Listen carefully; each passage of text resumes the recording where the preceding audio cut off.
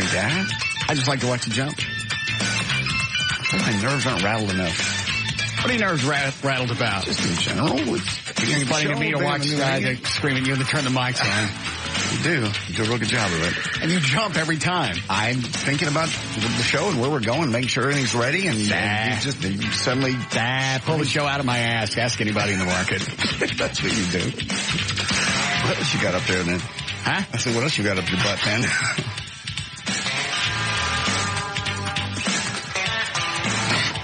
What? Rick had arm and chest pains over the weekend. You want me to have a heart attack right now? Did you really? What do you mean, did I really? What kind of reaction is that? You should be worried. All right, radio stick aside. Yes, did you really?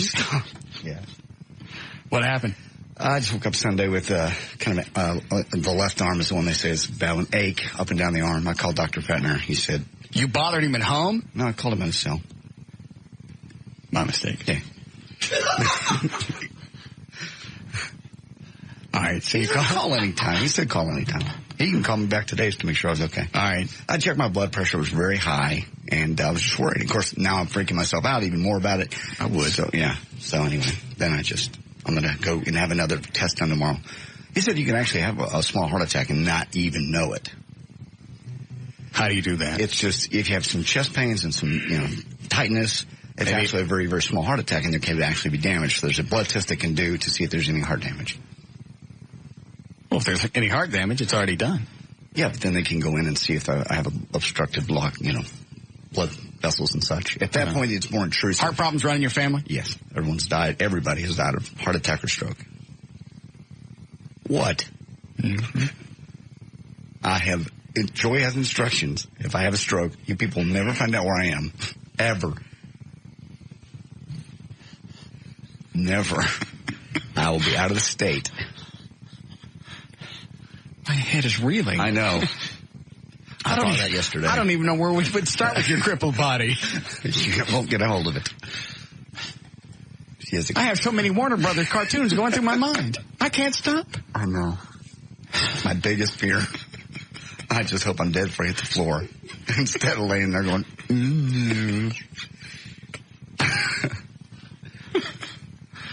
Wow. It's my dad. So you didn't go to the doctor?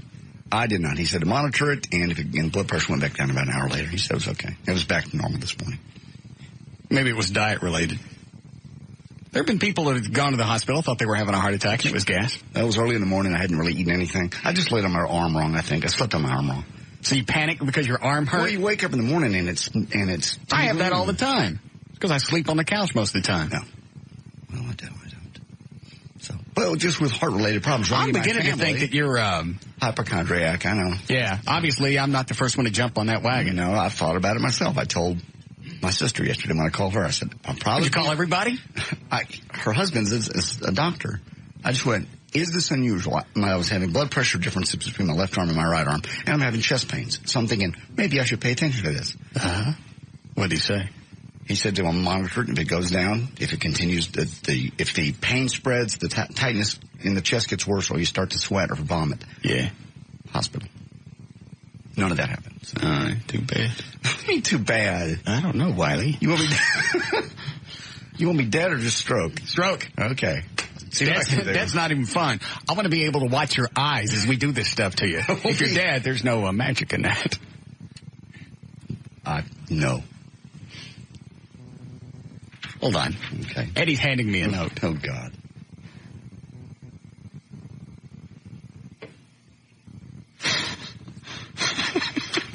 What? Eddie, I thought we were pals. It took me a second to understand what he meant. Yeah. It's like if you're in a wheelchair. Right. We're about to push you off of something. We'll check with you ahead of time. Slobber if it's okay to do. There he is, slobbering. Bye. All right. Will you take offense if I put you on my Deadpool? No. Oh, good. Not at all. That's 53 points.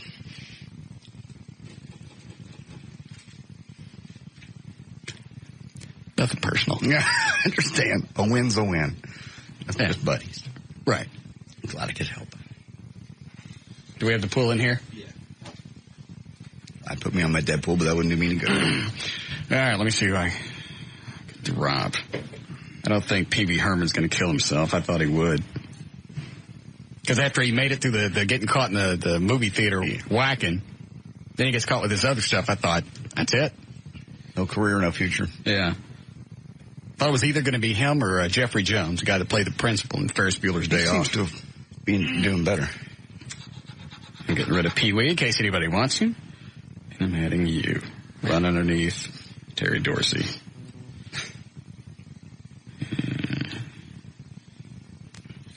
I might get rid of some of these others. Terry's already had a heart attack, Terry Dorsey, and smoked for years.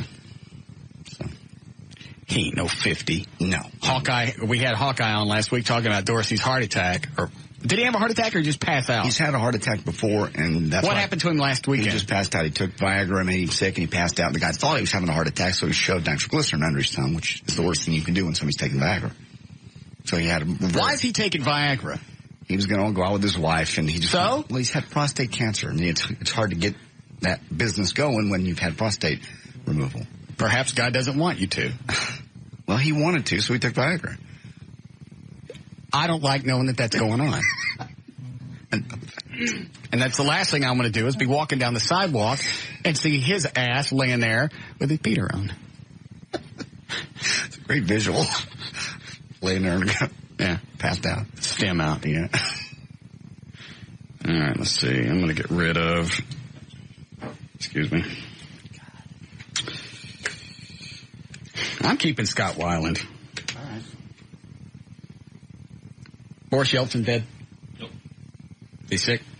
He's not been heard of in a while, but he's like hospitalized most of the time. I'll keep him. Richard Pryor dead? No. All right, I'll keep him. How old is the Pope? Eddie? 80. Okay, because he's almost to the point where I'm going to let him go just because he's not worth that many points anymore. Yeah, I may do that because, who have I got? I got somebody that's close to 100. It's like, it's not worth having the 3 or 4 points. John Crankton's dead. Boris Yeltsin, Jerry Lewis, Richard Pryor, Andy Griffith. Now I'll keep the rest I got. Yeah, you got the Pope, JD. He was born 1920. Okay. Does that make him 83? 83. Do I have a chance of winning? There's only 3 weeks left. I think I'm the only one that doesn't have a chance of winning.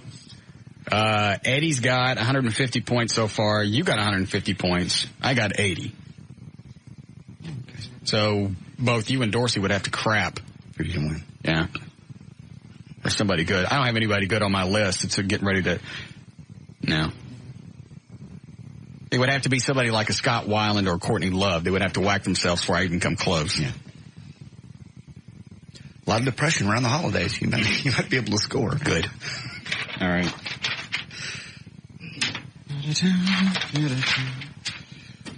So where are you going to get your heart checked? I'm going over to the veterinarian's office. They're going to draw blood. It's proteins. They just check to make sure.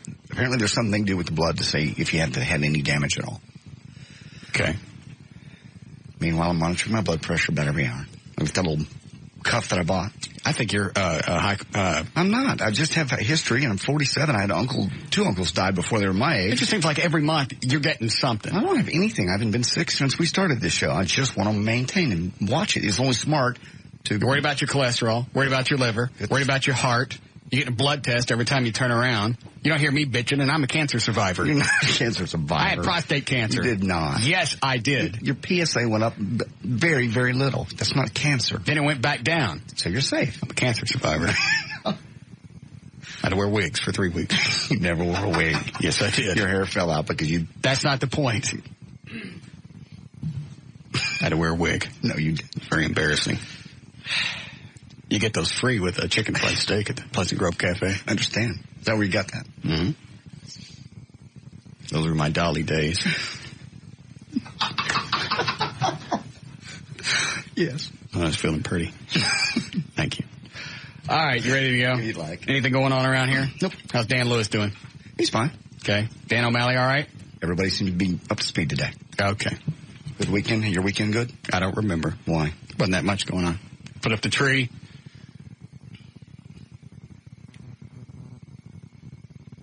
think that was it. You didn't go anywhere in the Batmobile? Didn't have any... Oh, I had a GPS thing stuck in my daily driver. Oh, that's cool.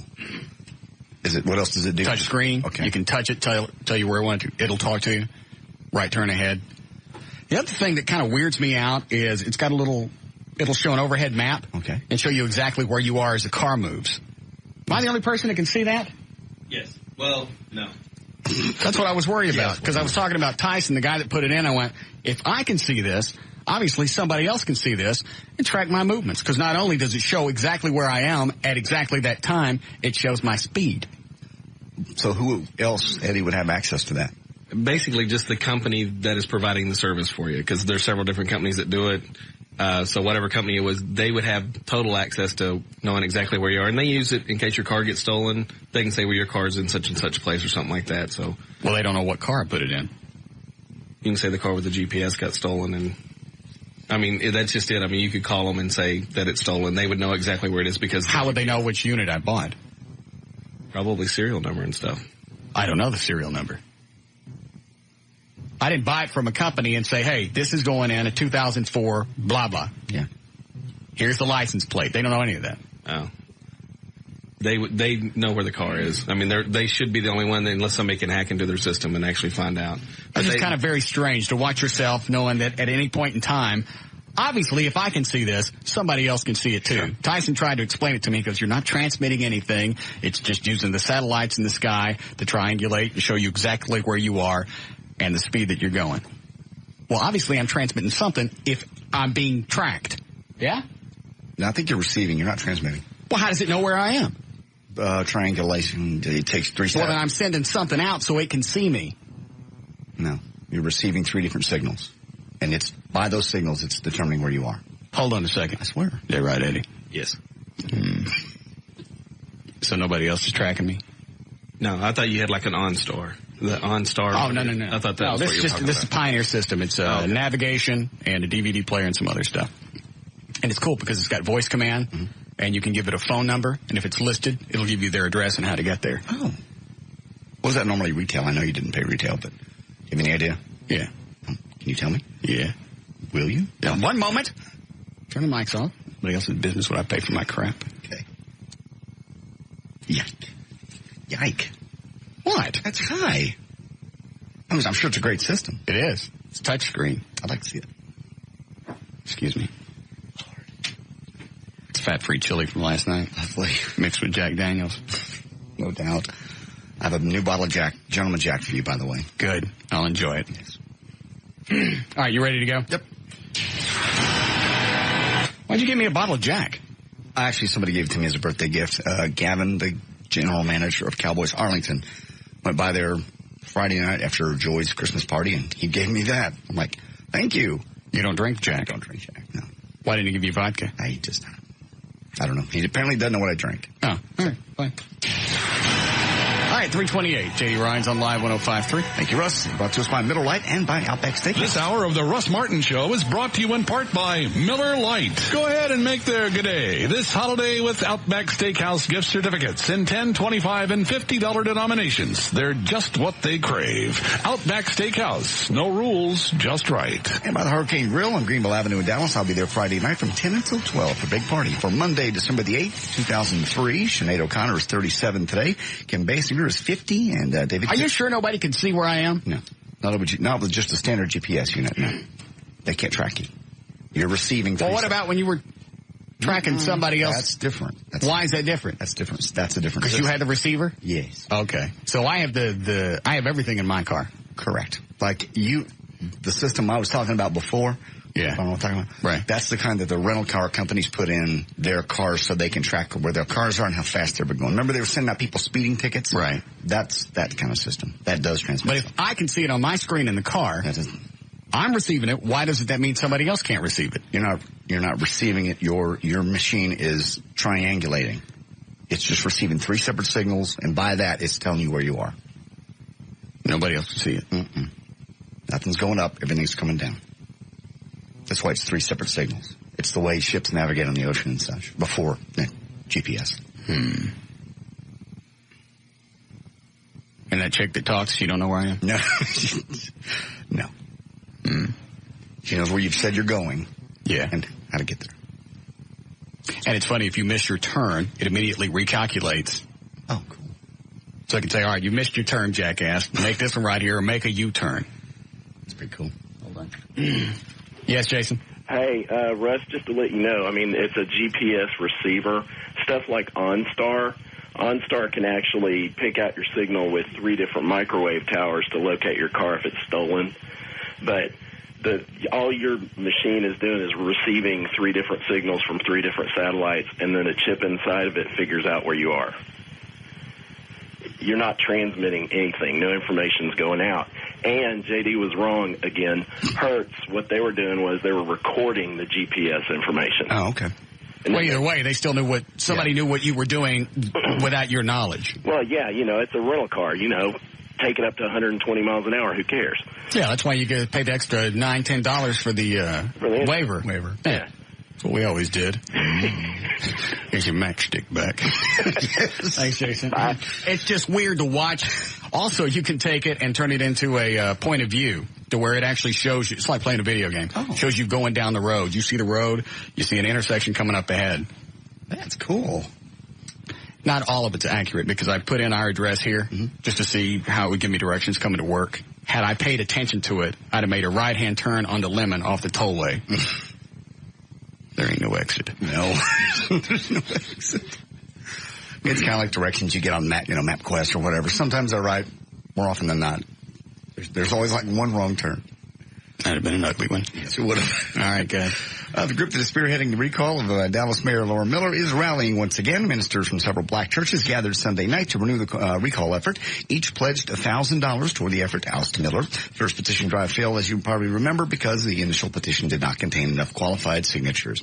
2 school buses collided early this morning. Still I wasn't paying attention. Okay. I'm trying to get the bottle of Jack open. Is this the black group?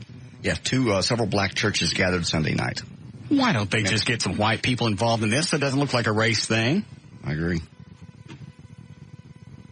I saw that on the news today. Who was that who do we have on a couple of months ago? Was it a black minister? Do you remember?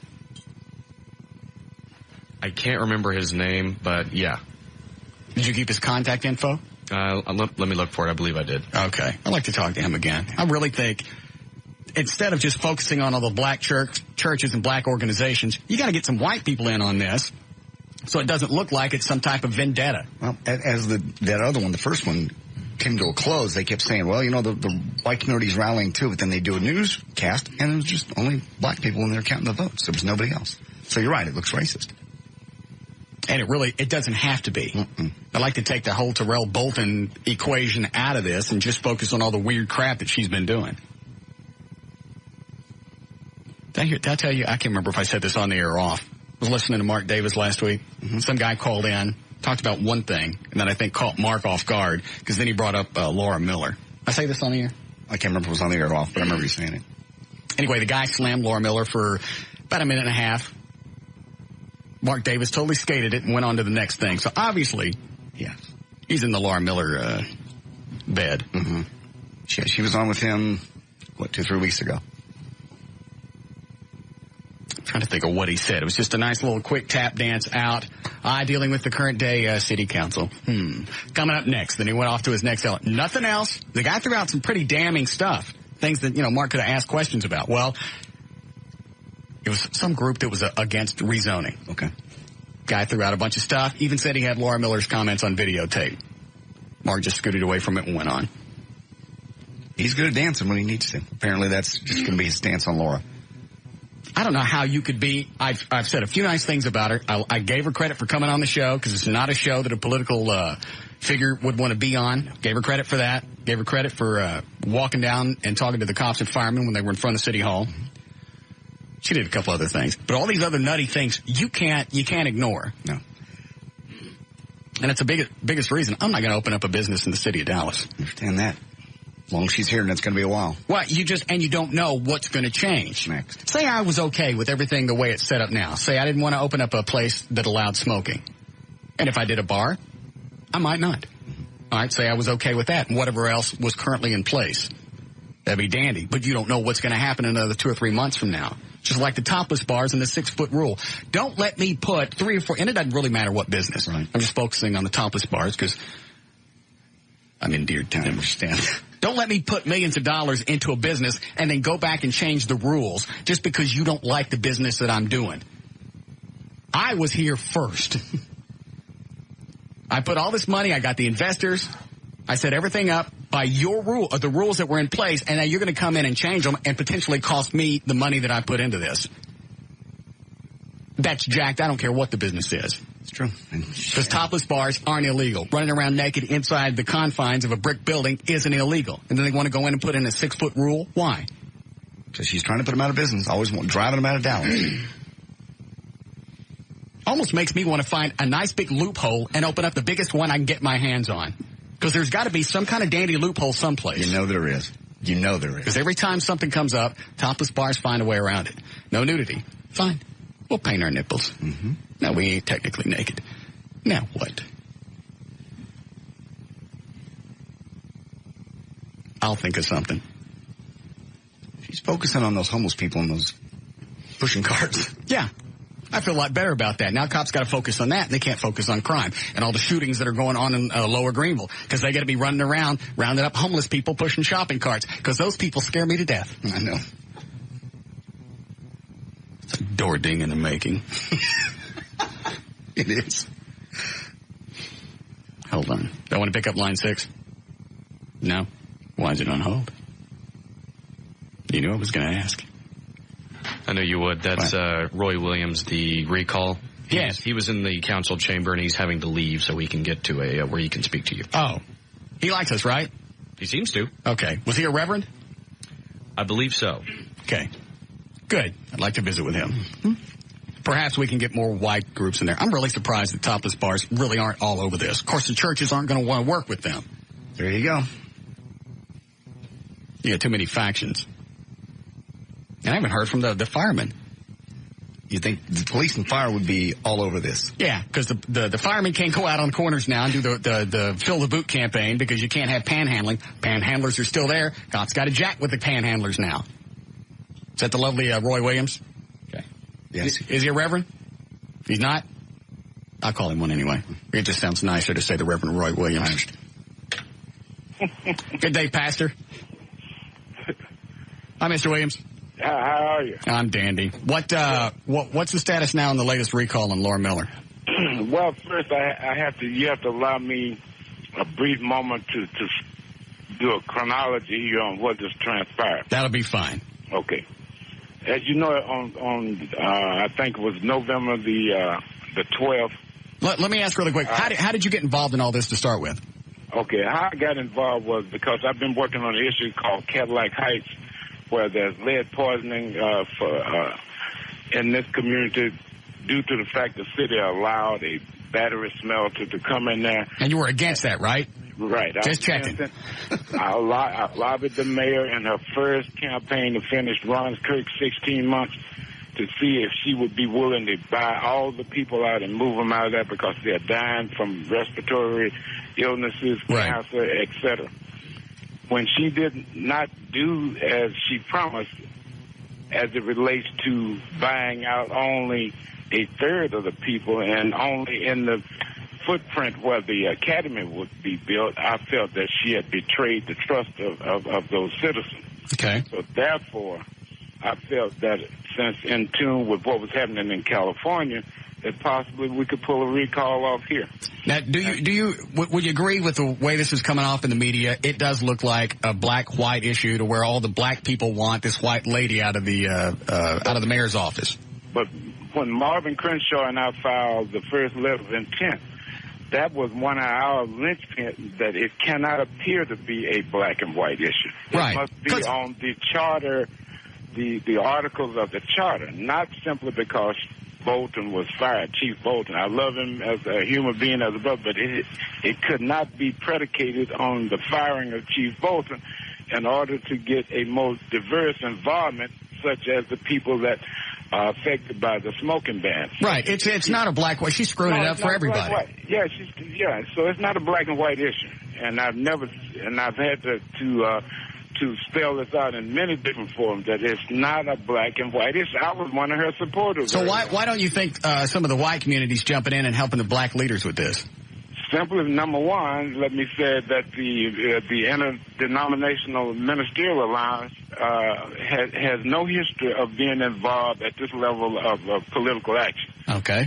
They did not know what they were doing. Reverend Nash had a breakfast where he invited Marvin and I to come in and sit down after we had filed the initial letter of intent and asked us would we be willing to suspend our petition drive and to unify so it would be a unified effort. We agreed to that. By the way, I think this would be a lot more entertaining if you could make all your sentences rhyme. Stop. If you do that, Reverend Williams. I'm not a reverend. All right. We can fix that. Jesse Jackson. All right, so where are we now with starting again? What happened was they refused our cooperation. As a matter of fact, they booted us out of a meeting at Mount Tabor back on, I think it was around the 12th of November, somewhere around there. Anyway, so we parted ways. So what happened, the clock ran on. Who's the we parted ways? Marvin and I had initiated number Tim one. and Marvin break up? And so oh, no. Yeah, they did. So, okay, you guys seem to not want to have solidarity. Right. You want to make it a black and white issue. We choose not to participate in that. You do not want to listen to people that have over 50 years of experience collectively dealing with City Hall. So you have it. Go get it. Okay. So that's why you severed from what was going on, because they wanted to turn it into a racial issue and you didn't. Yes. Okay. Yes, because it was not a racial issue. It was about the charter, about Mayor Miller violating the charter in 3 different scenarios. Right. I spoke about the last time. So now they failed to get the 82,000 simply because they did not know what they were doing. They did not listen to those of us that have been in the trenches for over 50 years. And so now they're going back and have refiled on the 14th of last month to start another petition drive, in which I think all of the impetus out of the vigor that was in the African American community at the time. What did he say was in the African American community? Vigor on the police and firemen. Pay raise not being agreed upon, and not being delivered, should I say, as promised. And there's a groundswell of distrust and dislikement that spreads throughout the city. You know, I mean, these businesses that are losing money simply because of the non-smoke. You got the bingo halls, you got the hotel, restaurant, and bars. How can you play bingo if you ain't got no cool hanging out your lips? Yeah, you got to have a cool, man. See? That takes all the fun out of playing bingo. So you can spit the cool out and go, bingo! That's correct. You know, how can you yell bingo if you don't have that cigarette hanging out of your mouth? It just seems to make it more of an enjoyable experience. Yeah. I will not play bingo without my coos. I hear you. You know, so therein lies the problem with this recall, and I don't really think they had any intention of getting it done. I think they were trying to barter a bargain to get Chief Bolton his servant's package to get him reinstated, and that was not our mission. I got it. So they were just trying to get some leverage to get Bolton what he wanted. They couldn't care less about a recall. That's what my belief is. All right, so let me ask you this really quick because we got to go. What do we do to get the white community in on this so the recall becomes more effective? Because you got close last time with just the black community, but this needs to be an overall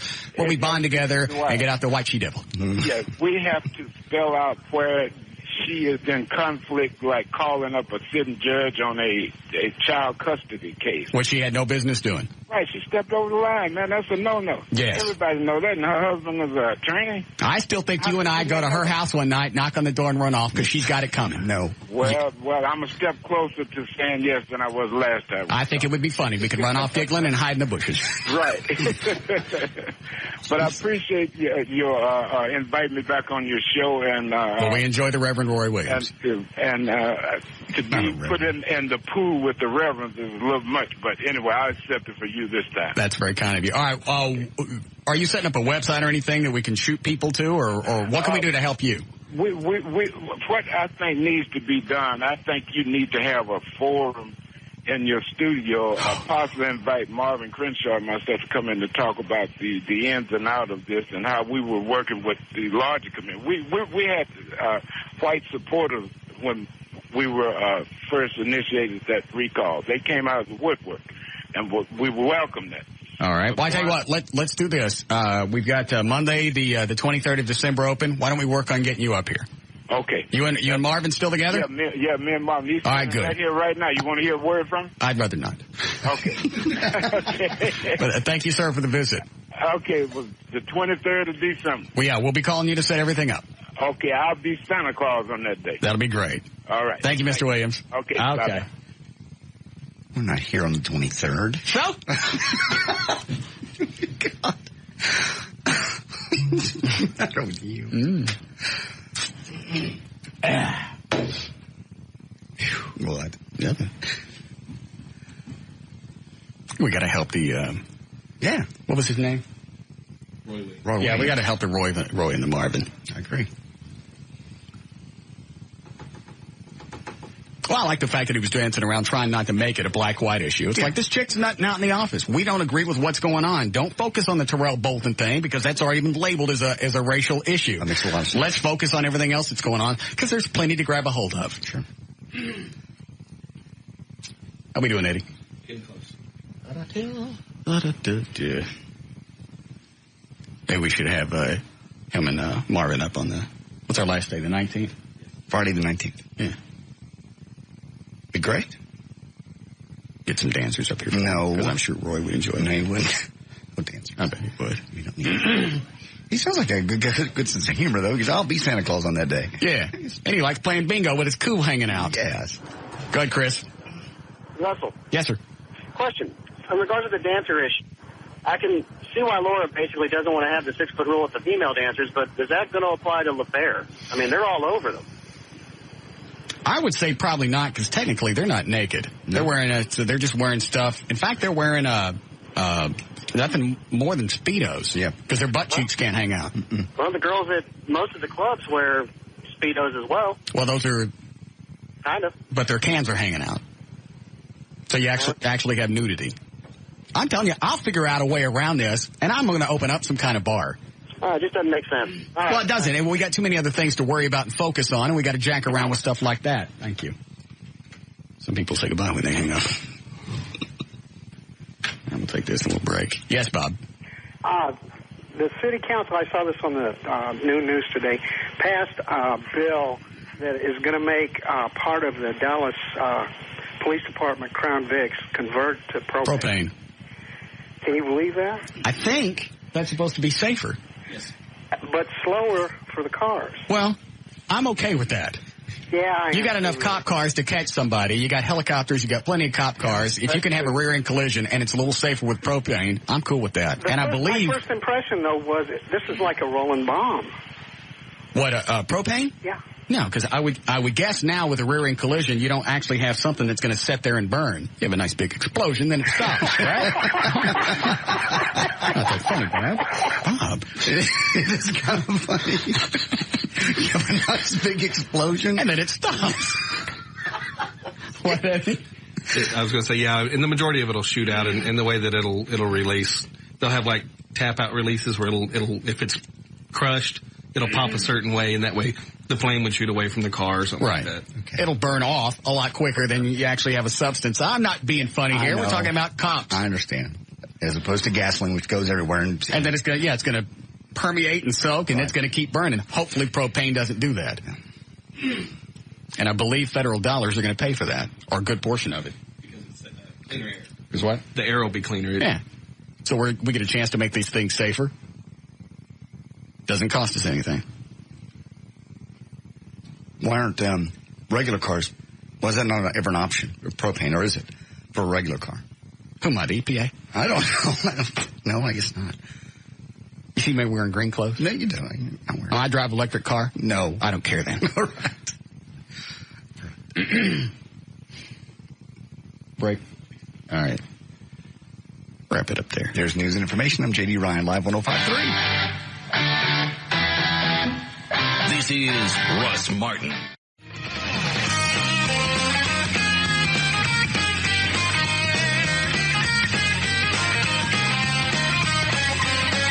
Call Russ now at 214-787-1053.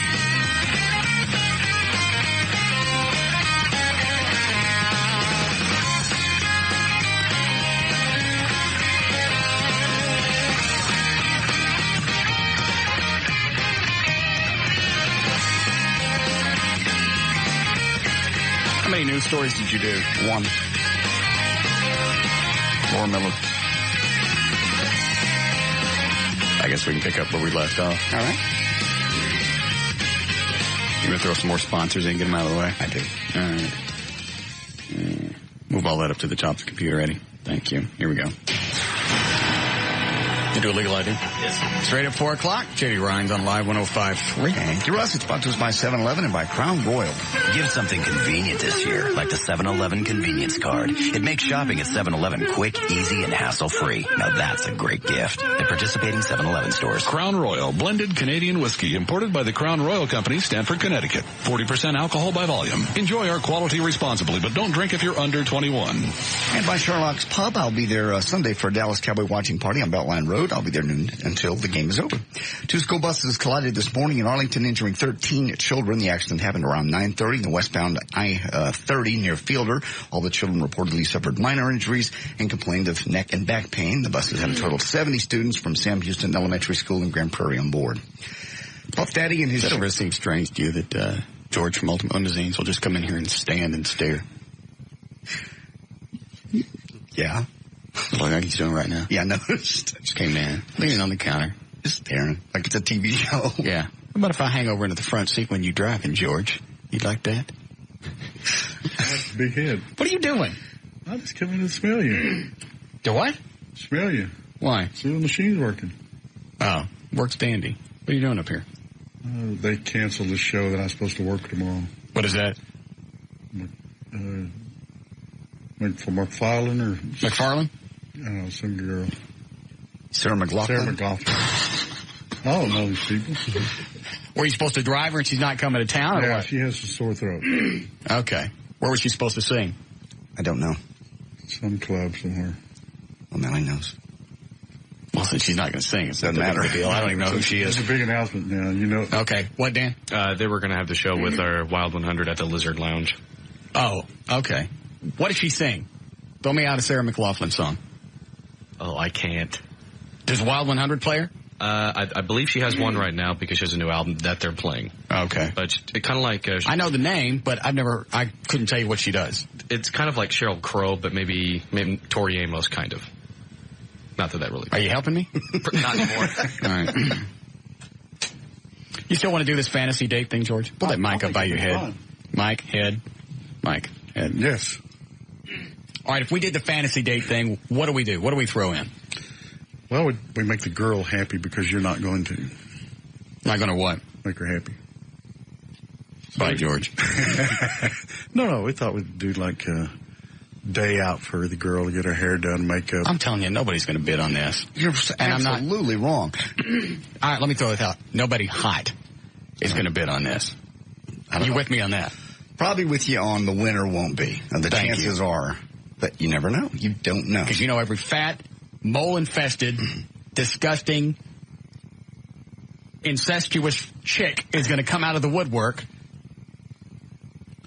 And this is going to be their real chance to go out with somebody outside the family group. You're doing it for charity. I don't make any difference. Got a lot of women that listen. All right, so we throw in, what were you going to say? Massage. Like nails. Where? Like a day spa thing? Yes. You got access to one of those? Yes. Who?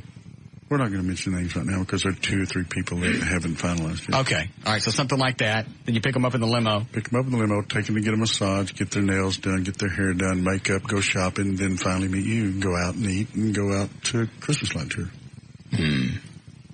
So we'd have to do that pretty quick. Yeah. Before Christmas. He's good. Yeah, he is. You're good. We're thinking about the 20th. Was that a Saturday? Saturday, the 20th. Man, I got something to do every stinking weekend all the way to Christmas. I know. And I don't know, I want to go out with some ugly chick right before the holidays. Again, we'll monitor who wins. No? Wink, wink. We ain't got a wink, wink. We'll just say, if you're not hot, don't bother. Yeah. You're hot with money, call. All right, so limo, day massage, or day spa thingy. Go out to eat someplace nice. Three Forks. Okay. Christmas lights, and then if she's a dog, we dump her. That's it.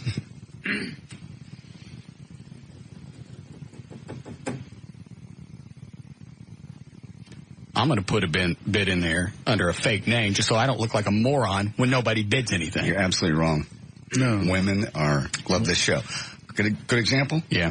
I'll make it real quick. Okay. Friday night at Joy's Christmas party. Okay. They stop the whole thing. 500-600 people. They stop it. This chick gets engaged. The boyfriend comes up, does the one kneel. Okay. Hot chick. Later, she introduces... Joy say anything about that later? No. Chicks always say something about that later. She say something, didn't she? No, she didn't say anything, but that went through my mind. Okay. But this chick comes up. Remember, just stop this whole party to get engaged. She comes up. She finds out that I'm on the show. That's all she wanted to talk about. Blow fiance off, totally. What's that got to do with me? I'm just saying, a lot of women listen. A lot of hot women listen. You're going to get a lot of people. I get a lot of women that'll stop me all during the week and says, "Oh, you know Russ? How do you get a date with him?" I've had that happen at least twice a week for a year. There's girls out there that want to date you, and they're hot. Just put it up. Put it up on the side. Put it up there and see. All right, we'll see. Okay. You going to keep standing here staring? Maybe. Go ahead. All right, Bill Maher has made another stab at killing his career. The Bush-bashing comic stunned some of Hollywood's most powerful liberals by joking about Bill Clinton's sexual indiscretions at a benefit. Bye, George. Honoring... I knew if we plugged the limo service, you get out of here. At a benefit. Wait a minute, I missed it. Bill Maher said what? Bill Maher made was basically he made comments about Bill Clinton's sexual indiscretions at a benefit honoring, of all people, Senator Hillary Clinton. Okay. Maher began bringing up Bill Clinton's oral situation in the Oval Office with Hillary sitting right in front of him eating chicken. Okay. And it just stopped the whole benefit. Everybody's just like, I can't believe you're saying that right in front of her. It's benefiting her, and you're talking about her husband. I got it. I'm aware of that. No, that's just what happened. How's that going to hurt his career? Bill Maher? Yeah. Well, you think politically? He's on once a week on HBO, and that's about it. I know. He's got nothing else going on. They're going to quit inviting him to stuff like that if you can't even go to a place with Hillary sitting right there and talking about Bill Clinton. He knew she was there, right? Yeah, it was benefiting her. Okay. All right. Go ahead. If you've ever been to Abercrombie and Fitch, the store, you know that employees look like they should be modeling. Well, chubbies and homelies don't even get hired, but if they do, they manage to sneak onto the staff somehow. They get fewer working hours than the perfect-looking employees on 60 Minutes. That's why I shop there. Why? I don't like looking at the uglies. What difference does it make if there's somebody serving you, if they're ugly or hot? Doesn't add to my enjoyable shopping experience. No, I don't want to come anywhere close to the uglies. That's what us handsome people call you people. I see. The uglies. I see. That's what you okay. Right. I got you. Two former Abercrombie managers told the store how the store is ashamed of its unpretty salespeople. Andrea Mandrick says giving fewer hours to the non-beautiful people was a policy enforced by the corporate office. She finally couldn't deal with it anymore. She said, quote, I can't look the people that work for me in the face and say, oh, I'm sorry, we just don't have any hours. When we really do, you're just not pretty enough. Plenty of area in the stockroom. Things have to get moved. Things have to be cleaned. There's always paperwork to do. Out of sight. No. Dan Moon, another former manager, says 10% of the job was based on interaction with people. 90% of the job was based on looks. Some minorities say looks, by the way, mean white frat boy looks. Certainly no reason to throw that in. Why? Glad you got your little dig. I didn't get any dig. You heard me. I didn't get anything. Go ahead. David Coverdale recently discovered some former members of Whitesnake were out touring under the name Whitesnake without him. He said, David says, quote, well, I was in Deep Purple too, but I wrote most of their music, but I don't go on the road as Deep Purple. That's like Dan Lewis touring as the Russ Martin Show. Yes, I was on it. It isn't anything to do with their right to play Whitesnake music. Anybody, and I mean anybody, has the same right. They just can't call themselves Whitesnake. I came up with the name Whitesnake, registered the name, so in fact, I do own the name Whitesnake. It's as simple as that. What band was he talking about? Whitesnake. Puff Daddy, and his Sean John clothing label will now redesign the alternative uniforms for our Dallas Mavericks for the 2004-2005 season. Didn't they just try this about a month or so ago? Yeah. And they looked like a bunch of... Cuban hated them. Yeah, they looked like a bunch of out-of-work rappers. Absolutely. Well, they're going to do it again. Mav's going to wear the uniforms at least 12 times during the season, possibly more. And unfortunately for Puffy, the uniforms cannot bear his label thanks to Reebok's exclusive licensing deal with the NBA. Good. Well, let's review some of the audio here. Okay. With yet another chance to prove themselves as something more than a playoff team Sunday, the Cowboys limped out of Philadelphia 36-10. For the first time under Coach Bill Parcells, the Cowboys have lost 2 in a row, and they're now 2 games behind the Eagles in the NFC East with 3 to play. Give me cut number 4. This is Parcells directly after the game. It was just awful. I mean, it was just nothing but penalties and turnovers. And, they're a good team, and they're going to take advantage of things like that. And we had some misplays on defense. We had penalties in the secondary. We didn't tackle well in the secondary. All right. How much of this stuff is officiating and penalties and mistakes, and how much of it is just bad football? Because I didn't see the game. Anybody watch it? First half was... You didn't see it, Dan? I did. Way to be a producer. Way to be on top of stuff. They did real well first half, especially considering it's the Eagles, especially considering they were out of their stadium. Right. Ended up scoring right before the halftime. I thought, okay, they're tied up. That's going to be good. They're going to come out. He's going to roll them up. Boy, they just came out second half looking awful. The scoring that they did in the first half, was it by accident? Because they've had a lot of those. No, they had some really good plays. They had some strong running. What did it look like it happened in the second half? They looked like they just fell apart. They lost a couple of... the Eagles would have a really good play and hit a touchdown. Right. And our guys just lost focus. And it just got worse and worse and worse. And it just, the whole second half, those guys didn't even look like they played. They were playing. I turned it off in the fourth quarter. I couldn't watch it anymore. All right. I don't have anything to add. Just the one game that I watched start to finish, It looked like, I'm trying to think if they won that game. They play on Thanksgiving? They lost that one. Yeah. The Sunday before, right, where everything was wonderful and Parcells teared up when he was trying to thank the team. Mm-hmm. That was the first whole game I've watched in years.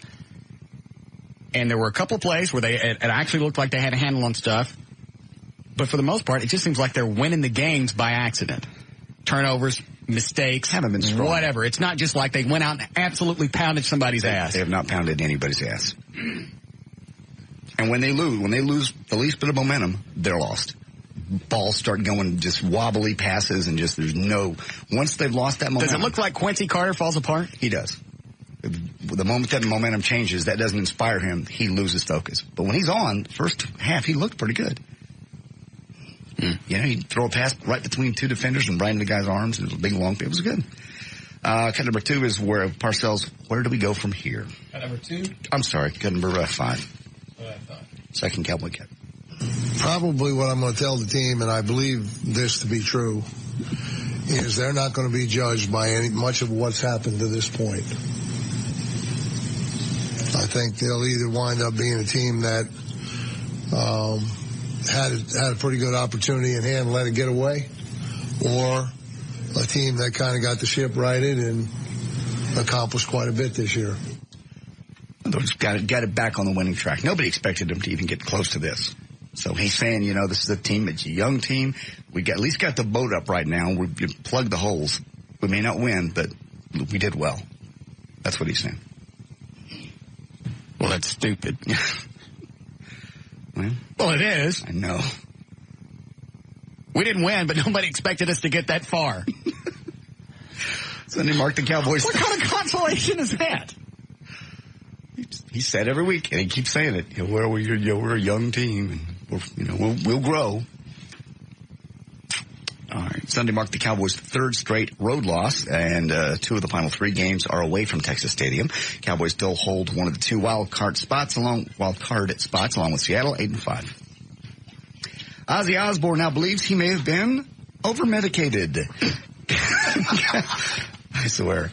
California State Medical Board is in the process of revoking the license of a Beverly Hills doctor by the name of David Kipper. Apparently Kipper is under investigation for gross negligence in his treatment of several patients. Ozzy now blames the perpetual stupor he's famous for and, insane amount of drugs that Kipper was prescribing for him, including opiates, tranquilizers, amphetamines, antidepressants, and antipsychotic drugs. So it had nothing to do leading up to whatever Ozzy did to this point. Ozzy was downing as many as 42 pills a day. I was wiped out on pills. I couldn't talk. I couldn't walk. I could barely stand up. I was lumbering about like a hunchback of Notre Dame. It got to the point where I was scared to close my eyes at night and may not wake up. And actually his wife, Sharon, is the one that pulled the plug on this doctor. So you're not going back to him anymore. It was a year to 3 months. Ozzy was under Kipper's care. He spent $650,000 to the doctor and $58,000 on pills. Oh, okay. lots of bills. Over the weekend, The Last Samurai was the #1 movie. It achieved the box office take with only $24.4 million. Followed by Honey, The Haunted Mansion, Elf, and I finally got around to seeing Bad Santa over the weekend. Very dark. Very, very dark. How's it end, by the way? I haven't gotten to the end yet. I don't want to ruin it for everybody. Screw it. How's it end? People know that you're about to tell us how it's going to end. Now they're not going to listen. How's it end? The cops surround him and shoot him. Does he die? I can't tell you that part. Does he die? No. But they litter him with bullets. And you think he's dead. And then he comes back and sends the little boy, the little fat kid that's been his little guy the whole movie. Right. It's a little bonding element. Yes. Does that little kid turn him around? Yes. Because so far I've only got to the part to where he's in there and he's telling John Ritter, if you fire this little midget, black midget. Mm-hmm. Yeah, it's full of all kinds of words. I mean, it's littered. There's some couple brought their 3-year-old to this movie. He's running down the aisle. Stop it. What's the matter with you, O'Malley? You know what's the matter with him. Nothing. Good. You fight this little black midget. Yeah. There's going to be a protest. That's as far as I got. Yeah. You see what I mean about the swear words? Oh, it's everywhere. It's very, very thick. Very dark, but very funny. A lot of very good moments in it. So how come he don't die? Yeah, you think he's dead. The cops surround him and shoot an unarmed Santa. You know, he's running. Well, how many times do they shoot him and he doesn't die? About 12. Okay. And they just pepper him with bullets. And you think, okay, that's the end of that. That's how this is going to end. He's trying to get a toy to this kid. Okay. Why did they shoot him? Because he was caught in the department store that he was being the Santa for. Right. They'd go in after hours and burglarize the department store every year that he worked in. Okay. This was the night, and the cops caught him this time, and he was running away. But he said, I promised this kid I'm going to do something right. I promised this kid this elephant. So he'd taken the elephant to the house. The cops chase him. Why would they shoot him for stealing an elephant? That's the point. Well, that didn't make any sense. That cops surround him and shoot him, and now they're treating him kind of like it was like guy in the L.A. riots. Rodney King. Thank you. They're treating him like that. That little note he writes to the kid. And we're going to be all handled. I'm going to be fine. They're treating me like gold because they got to explain to the police department why 12 cops shot an unarmed Santa who's running away from them. Right. So and then you realize he's going to be fine. He's going to be get some cash out of this deal. Okay. And he's straightened up his life. And it's all because of this kid. They wouldn't leave him alone. I don't like that. It'd been funnier if he died. Wouldn't? And they make that little black midget Santa Claus. That'd been a lot funnier. There's some really, really funny scenes. I may have to finish watching it then. Yes. Your screener copy? Advanced copy. Advanced copy. With people's heads in it. Mm-hmm. Yeah. Go ahead. Cut #1, we talked about The Last Samurai being #1. Cut #1, here's Tom Cruise on the type of crew he wants when he works on movies. He probably wants a crew that won't come up and ask for an autograph. He didn't say that here, but that's what I would bet. He didn't say that. From the point that you walked up and asked him for his autograph. Did you ask him for an autograph or ask him about one of his movies? I asked him about an autograph. What was his facial expression, and how long did it take for somebody to grab you? He got that steely-eyed, I'm so pissed, I really better not say anything look. Didn't look at me, just did that bristle thing, you know? Right. Eyes got real wide. I think he was probably looking at his associate director at that point. Okay. And it was about 4 seconds. Somebody went, excuse me, can we talk to you? Just over here. Come here. You, come here. But Tom. Me and Tom are hanging. We're between scenes. Yeah. We're rehearsing our lines. Yes. Tom wants to talk to me. See, right now he's acting like he's pissed. Isn't he good? Now, they didn't kick you off? Because it seems like something like that. They go, all right, you went out and talked to Tom Cruise. Just said, get out of here. No, they didn't throw me off. I already been on the set for 8 or 9 hours at that point.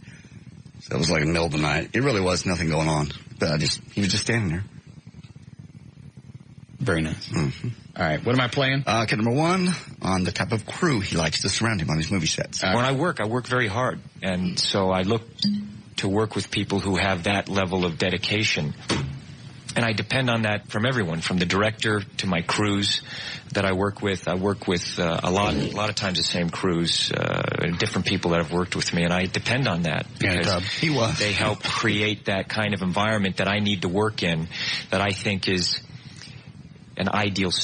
Dude, you're just acting.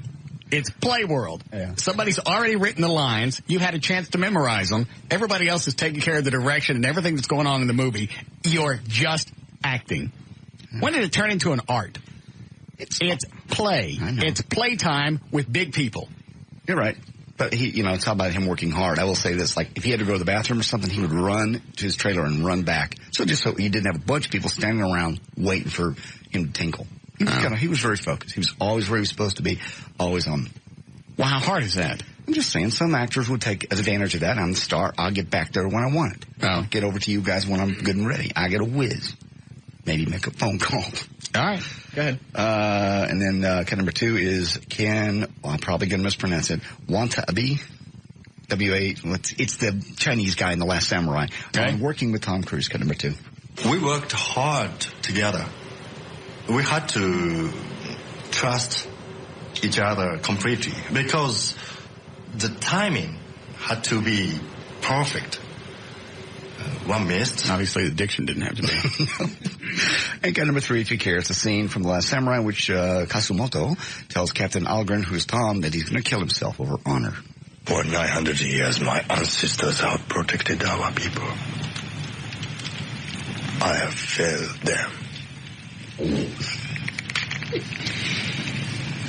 So you will take your own life. Shame. Shame for life. Service. Discipline. Compassion. Sorry, wrong button. The way of the samurai is not necessary anymore. Necessary? What could be more necessary? The Last Samurai pulled in $24 million to be number 1. There's news and information brought to us by the Hurricane Grill. I'll be out there Friday night. Hey, how much money did Bad Santa make this past week? I didn't look. Santa was number... So we had Billy Bob on Friday. Number 6, $7 million. 70? 7. Oh. Number 6 at $7 million. Didn't they debut at number 6? Yeah, number 5. So they only dropped 1 point. But I don't think they made that much, did they? No, I think it was 13 the first time. Yeah. Something like that. I liked what I saw so far. Did you like the whole thing? I enjoyed the whole movie, yeah. I wouldn't want to see it again because it really is kind of a very dark comedy. It was kind of depressing. Which part was depressing? Well, the whole thing. He's a drunk. Was it the part where they were going to fire the little that was funny. The black midget? That was a funny part. Okay. But there was just him drinking and just... There is one actually really good part. Like, he's going to kill himself. I shouldn't be telling this. People haven't seen it yet. So what? All right, he's in the garage of this house that he's more or less broken into where this little kid lives. Okay. He's put he's going to kill himself. He's got the car running in the garage and the hose in the window. That's a good idea. Yeah, and the little kid comes into the garage. What are you doing? Nothing. Here's a letter I want you to give to the police when they show up, and they're going to bag Santa up.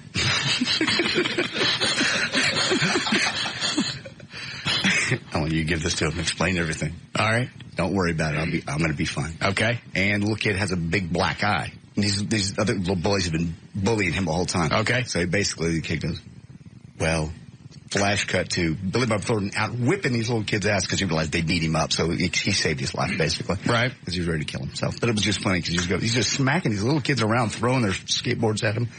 It's really funny.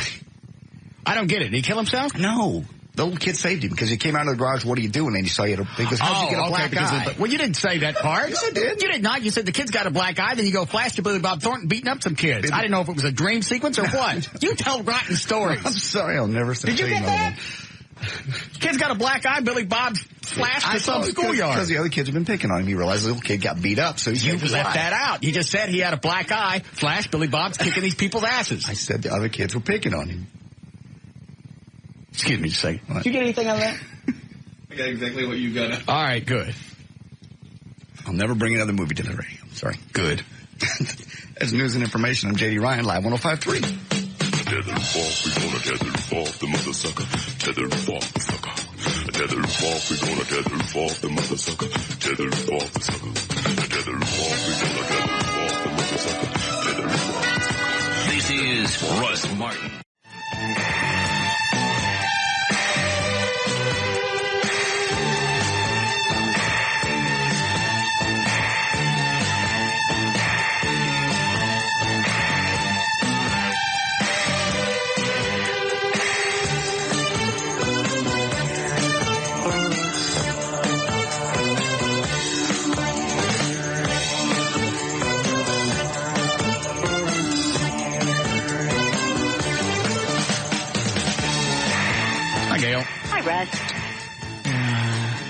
do you got?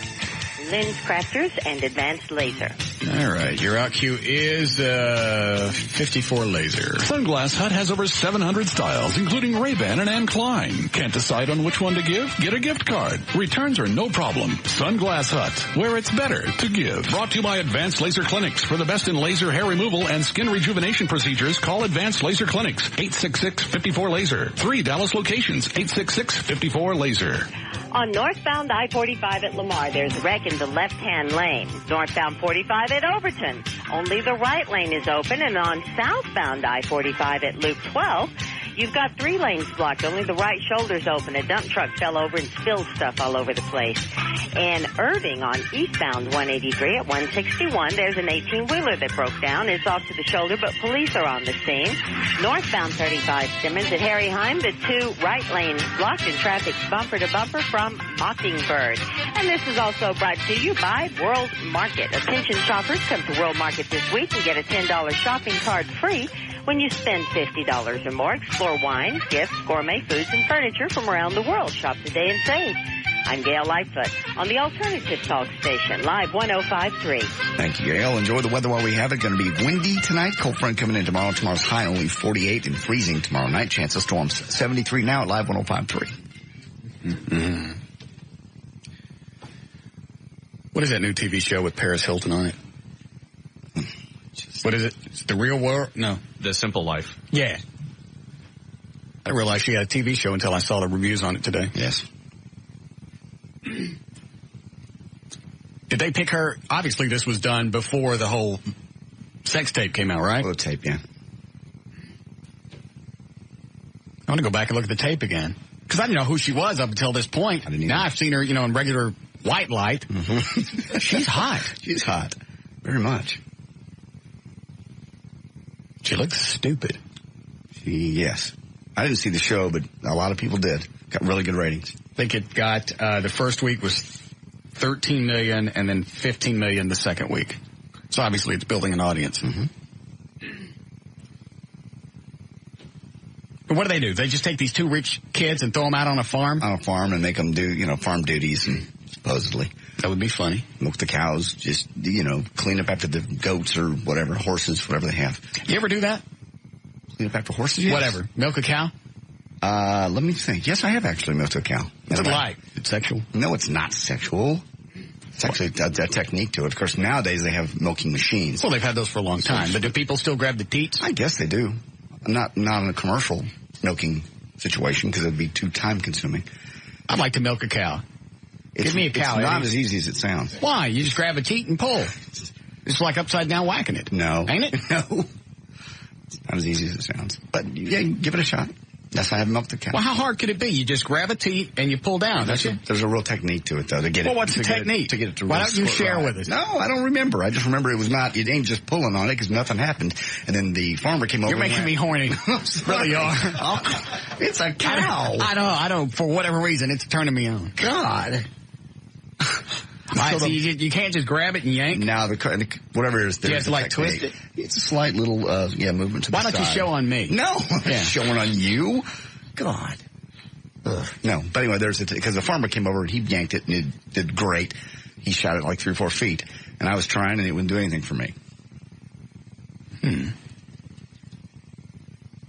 I'd like a cow, Eddie. Oh, please. What? Where are you going to do this? Up here. You're going to bring a cow into this building. Oh, I forgot you brought a horse in. Never mind. My bad. It's cold outside. Yes, it is. So? I'm not going outside to milk a cow. Let's see. What else gives milk? Goats? Yes, a goat would be fine too. Cow or a goat. Anything else? Bring me a lactating cat. God. Can you do that? I don't think so. I think you can. Why not? Kittens can do it. I think it's against the law. I don't think it's against the law to milk a cat. I think... You find me a city ordinance. Get me a lactating cat. One that's had a few different kittens. Because that way they're good and saggy. You got something to grab a hold of. Right.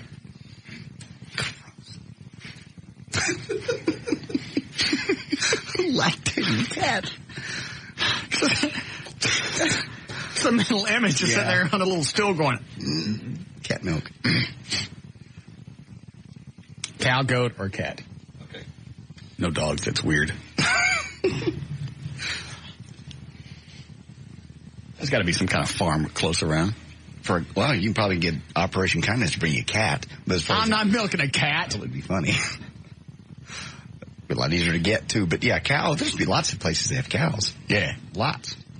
Fetch me a cow, even a goat. Okay. That's fine.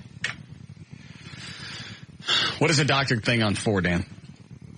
His name is Dr. Evans. He said he wanted to help with Lee Harris's skin tags. I bet he don't.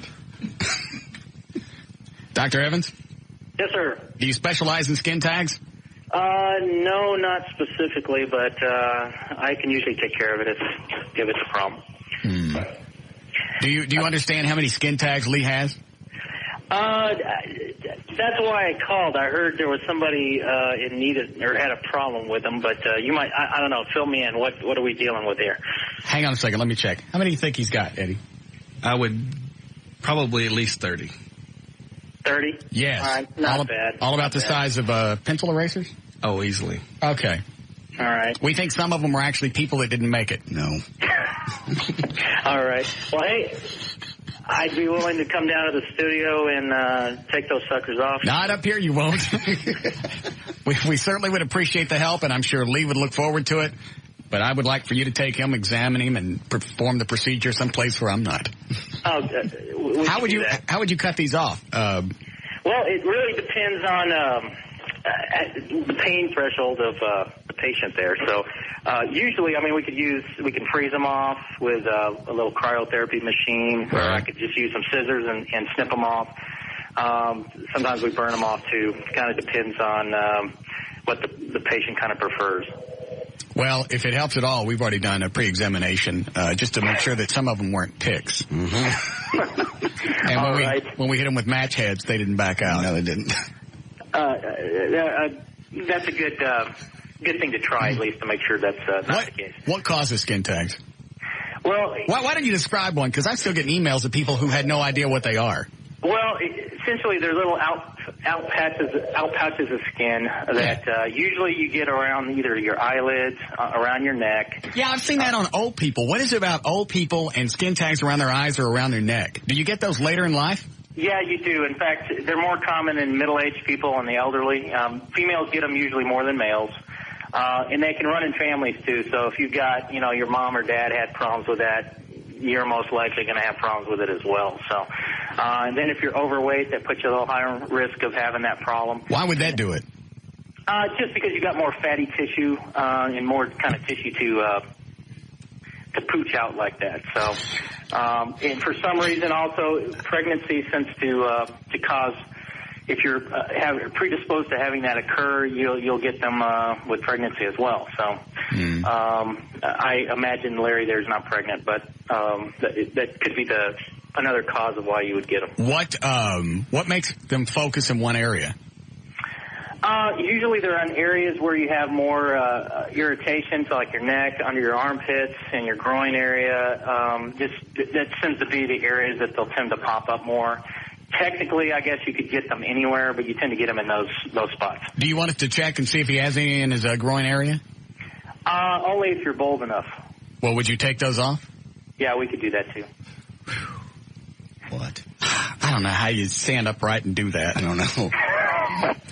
It's really not as bad as removing them as it sounds. It's a pretty easy procedure. What, we said you don't normally do this. What is your main field of operation? Well, I'm a family practice doctor. Okay. My office is up in McKinney. And so, I mean, we pretty much, skin tags occur to members of different family members, so we just deal with it if they occur.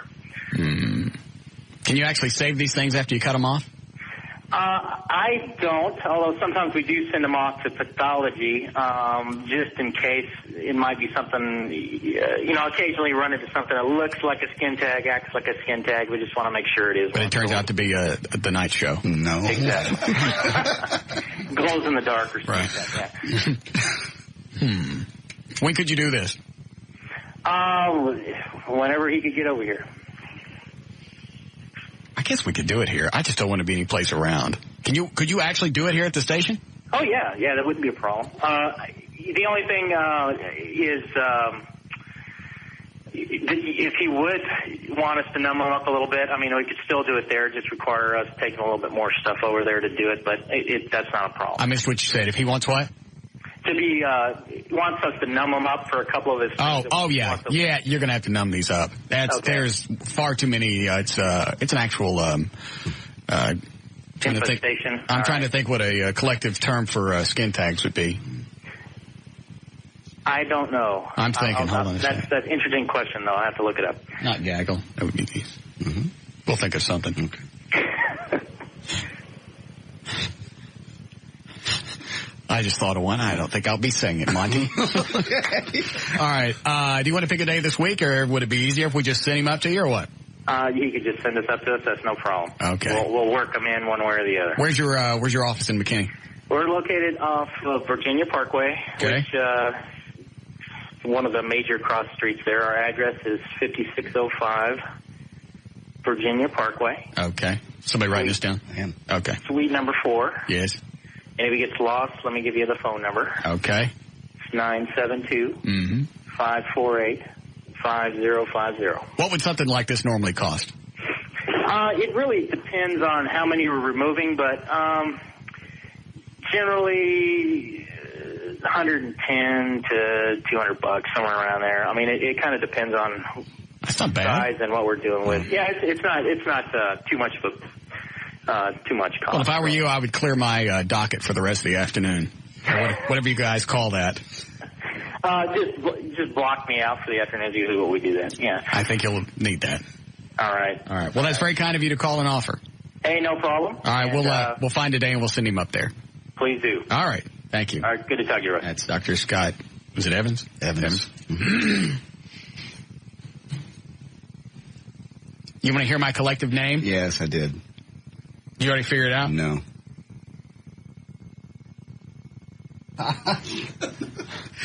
Okay. That works, doesn't it? Yes, it does. Okay. Not on the air. It's not really bad.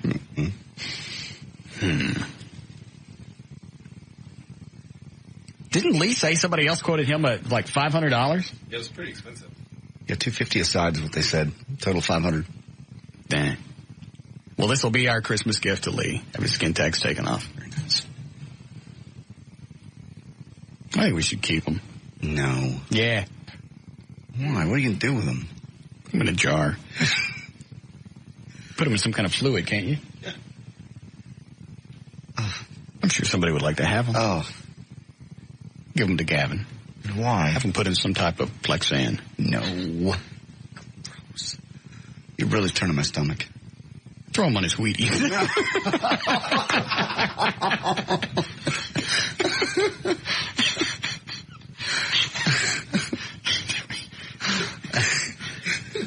Need a break?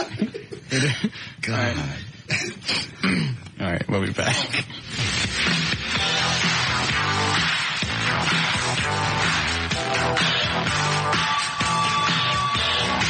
This is Russ Martin.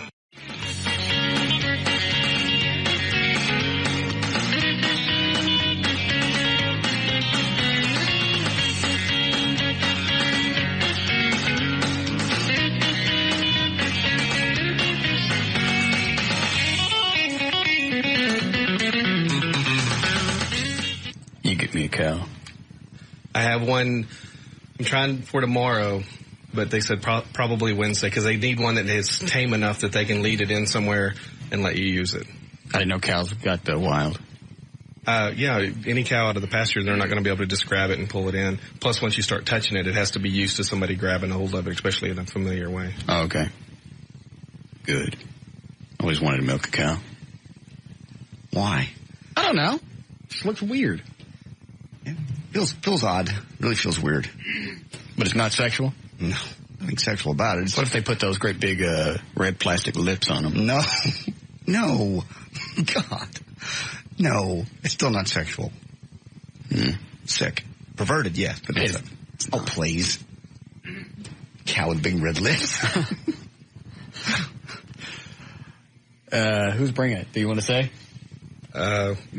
Let me make sure first, but they already promised they would. But don't plug them until the cow gets here. Okay. They have a goat?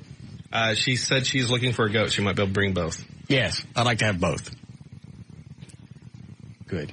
Okay. Thank you. What does milk taste like before it's been pasteurized? Horrible. Is it really bad? Yeah. It's warm and it's nasty. What's nasty about it? Why does it taste different? Kind of a watery, bitter type flavor. Oh. Is it safe to drink right out of the cow? I believe it is. I'm not positive. Eddie's nodding yes. I guess it was. The worst it is it's got the cream and everything mixed in with it, so it's really stout. Oh, okay. Good. I'm excited. Okay. All right, you ready to go? Yep. Oh, what about the airbags? Are we getting more? Yes, the guy's supposed to be bringing me some tomorrow. Okay. He couldn't get in. They popped everything they had, and he's gathering up more. Okay. Does JD know what we're going to do with him? No, I didn't tell him. Let me turn the mics off and tell him. What? Oh, Lord. Wait. Tell me nothing. The mental image is making me laugh. Okay. All right. We're going to need the camera for this, too. Okay. Because I'm going to hide it. Okay. Okay.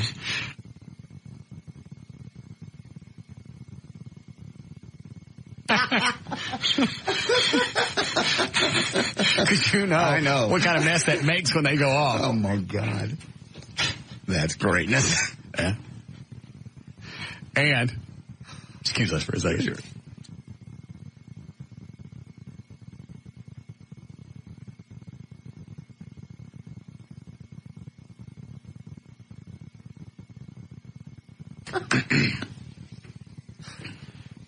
So maybe we can do that tomorrow? Yes. All right. Perhaps we run the wiring tonight. Okay. So I everything, thought about that. Yeah, so everything's already sped up. All right. Perfect. God, you're devious. You really are. Just the mental image of those things going off. And you know. I know. Yes. The rest of the story. I do. Good. God, don't ever turn this on me, please. All right. You're on legal ID? Is that a no? All right. 457 at KLLI, Dallas, Fort Worth, Texas. JD Ryan's on Live 105.3. Thank you, Russ. And come out and see a big cowboy watching party this coming Sunday with me at Sherlock's Pub. I'll be there from noon until the game is over. It's on Beltline Road in Addison. Watch them win, hopefully. Actor and longtime conservationist Robert Redford criticized the Bush administration's energy legislation, calling it one of the worst bills he's seen in his life. I think the American people are being ill-served right now, and I think nowhere is it more disgraceful than how the environment is being treated.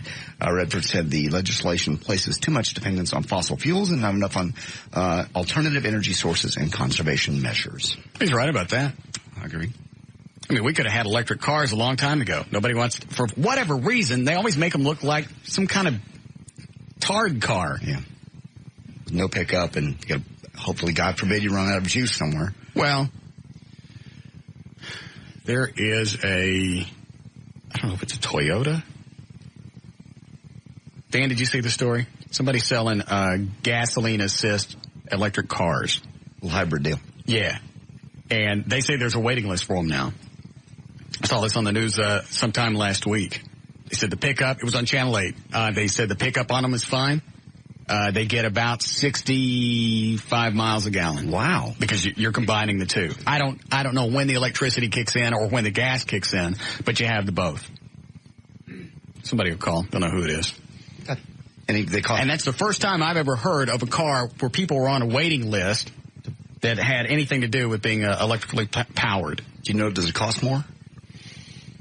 It sounded like it was a normal price car, like $30,000. It almost makes you want to go get one just as, a vehicle just to do commuting and driving around. I'd love it. One thing about my truck, it didn't get the greatest mileage in the world. Hang on, here we go. Yes, Angie? Hi, I just wanted to let you know that car you're talking about is the Honda Hybrid. And it does kind of look like a tard car, but... No, this one didn't look as funky as a lot of the electric cars that you normally see. The The newest one doesn't. The one they came out with when I bought my Honda was awful. Otherwise, I would have bought it. It was horrible looking. And did you buy a hybrid? No, I didn't. Okay. I should have, but I did not. But the newest one looks more like a Honda Civic, I thought. I'd like to drive one just to see what the pickup is like and find out exactly where and when the electricity kicks in or the gas kicks in. How it works. So would I, because I drive to Wichita Falls every day, so that would be a wonderful from Fort Worth. Okay. All right, thanks, sweetie. Hey, you're welcome. Bye. All right. Okay, I just pulled it up. It's a Honda hybrid. It looks like a regular car. Well, hang on. Somebody else is saying it's a Toyota. I'm sure they're not Hondas only. Go ahead, Bobby. Hey, Russ. There is the Honda Hybrid Insight and the Toyota Previa. Right. As the other one. And the electricity kicks in basically when you're sitting and idling at a red light, when the engine doesn't need to be used, basically. Right. And as soon as you hit the pedal, the gas engine kicks back in. So you're cutting out about half of it. If you use it for commuting and Dallas traffic and stuff, you cut out about half of the gas that you would use because... So as you set in traffic just on the freeway, it kicks in, the electricity kicks in. Right, and then if you start going and need to pick up, the gas kicks in. And does the gas recharge the car as it's driving? Yes. Okay. Yes. That makes sense. Okay. I think it was probably the Toyota that I saw. So you don't have to plug it in. And it's actually a decent-looking little sedan-style vehicle. Yeah, whatever it was on the news that I saw looked like a normal car. Normally in the past, the electric cars or the cars that have been modified for whatever reason always had a weird look to them. Yeah, now the little Honda is a funny-looking flat-back car. You know, reminds you of the old AMC Pacers or something. It's right. Ugly. But the Toyota is a good-looking car. All right. There you go. Thank you, Bobby. He says also hybrid owners qualify for a one-time $2,000 clean fuel vehicle federal tax deduction. Okay. That was it. I was just curious. All right. Cowboys running back Avion Kaysen said today he has a torn muscle in his right knee, going to miss the next 4 to 6 weeks. The Cowboys would likely replace Kaysen, put him on the injured reserve list for the remainder of the season. Kaysen, who's played 10 of the team's 13 games this season, suffered the injury against Miami on Thanksgiving and on Sunday against the Eagles. Rookie Eric Bickerstaff replaced Kaysen in the backfield on special teams. When asked what he would do if Kaysen can't play the rest of the season, Parcells says he wouldn't make that decision until later in the week. Did we bet on the game last week? We didn't, Dan? Did not. I want to remind me between now and Friday, because I was going to bet against the Cowboys this past Sunday. I would have cleaned up. Yes, you would have, unfortunately. Well, Malley was telling me he thinks we can win the last 3 games. He studies it more than I do. Why? I wouldn't say all 3, although obviously that's a possibility. I say that they could go 2-1. Who are they playing the next 3 weeks? They got the Redskins, the Giants. This Sunday? Yeah, this Sunday is the Redskins. Yeah. Then the New York Giants, and then the New Orleans Saints. All right. Why do you think they can win? Well, obviously they already beat the Redskins earlier, and the Redskins haven't had that great of a season. The Giants are having a worse season than the Redskins, so that's one that they should win. Okay. At home, too. The Giants are at home. All right. So of those 3, the Saints are kind of depends on one week versus the other. What are you watching in there? It's in the other studio. Speakers up. Oh. Who's doing that? Eddie. Our Eddie? Get off. Go ahead. Okay, let's see here. New book out, Essential Manners for Men, What to Do, When to Do It, and Why, by Peter Post, who's the grandson of Emily Post. Here's a few things that he's outlined in his book that guys should do. Put the toilet seat down when you're done. Shut up. Why? That's just... Well, it says, why is it always, and I hate to get into the age-old argument, but why is it always our job to put the toilet seat down? I don't know. My house, they stay down anyway. I don't want to look at the water. They just stay down. Well, I think the chicks thing is the actual lip that they sit on. Yeah. Shut up. Sit in my pee. God. Russ. I don't have time to flip up and down. It's got a hinge on it. That's true. If you whiz on the lid, don't you wipe it off right then, though? I'm talking about leaving the seat up and just forget. You let them sit in the hole? Yeah. Sit my pee. That goes over really big at 3 in the morning, let me tell you, when they fall through the hole. Somebody's making lights for those now. I heard about that. It's green. It's a little light that mounts to the lip, and it's green if the seat is down, and it's red if the seat is up. So the chick knows in the dark whether it's safe or not. I ain't spending an extra $20 for a light. Sit in my pee. If you're sharing an umbrella with a woman and she is taller, she should hold the umbrella. If you go through a revolving door first, you should go through first, rather, so your woman doesn't have to push it to get it going. These are all in this book. No, I'm thinking of times we've done it in the past. You push it extra hard, so it whacks her in the back. Yeah. If the host at the restaurant is seating you at your table, your date goes first. If there's no host, you lead. And when hosting a dinner, invite your guests to eat as soon as 3 of them have been served. Just all kinds of little tips. How to be a gentleman. Sit in my piece.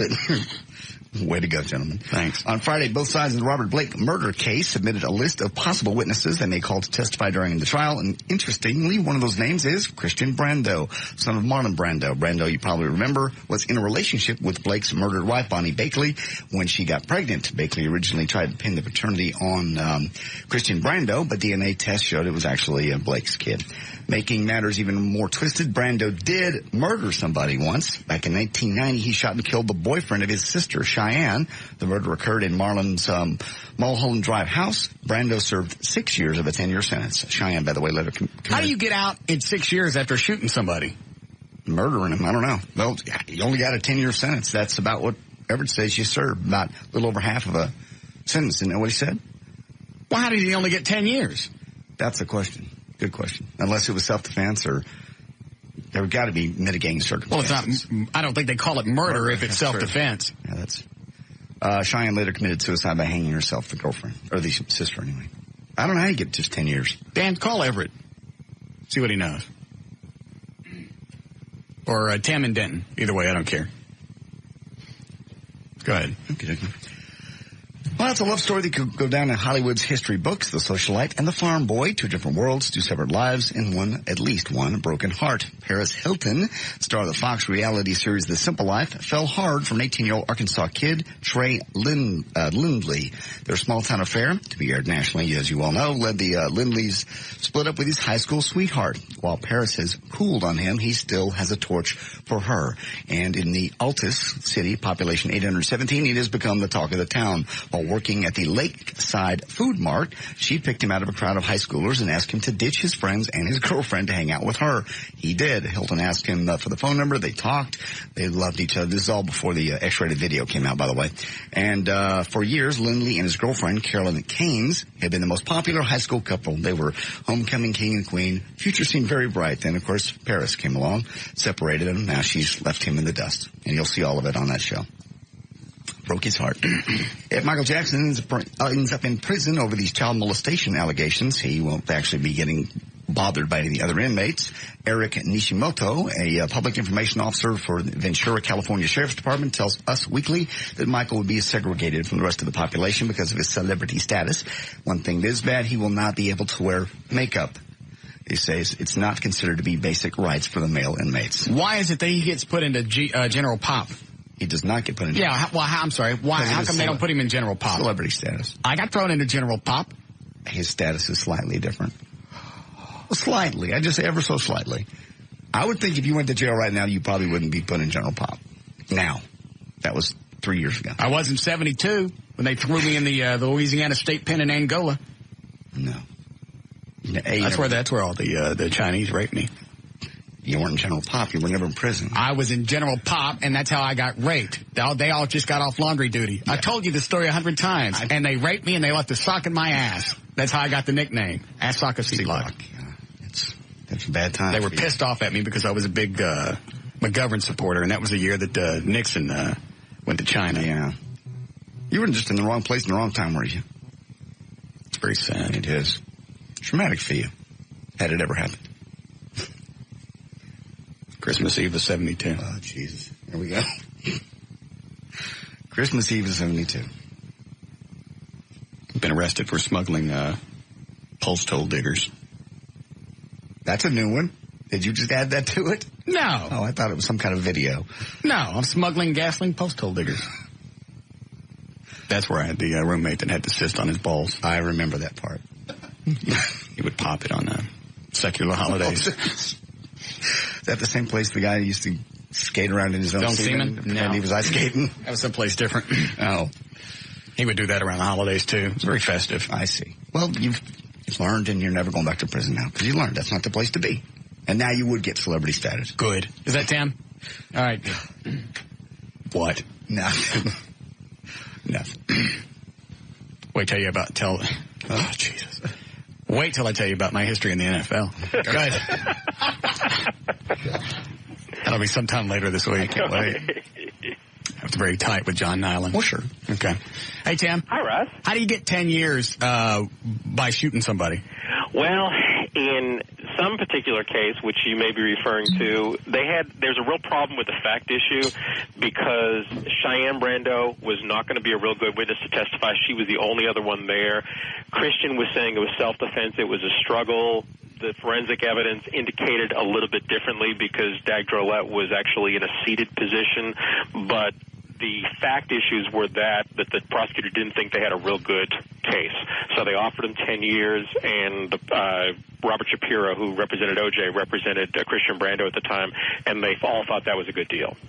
I don't understand why, if my attorney or if the prosecution came and said, hey, we don't think we got a good case, you want to negotiate this, I don't think I'd say, yeah. No. If you don't think you got a good case, let's go ahead and take it to trial. Well, I agree with you. I think that they were looking at it, it's always a crapshoot in front of the jury, and would the jury believe the self-defense argument? Right. But I will tell you there are people that, I know of that have received deferred adjudication for shooting somebody. There's actually an attorney in Dallas that was placed on 10-year deferred adjudication for involuntary manslaughter when she's alleged to have shot somebody.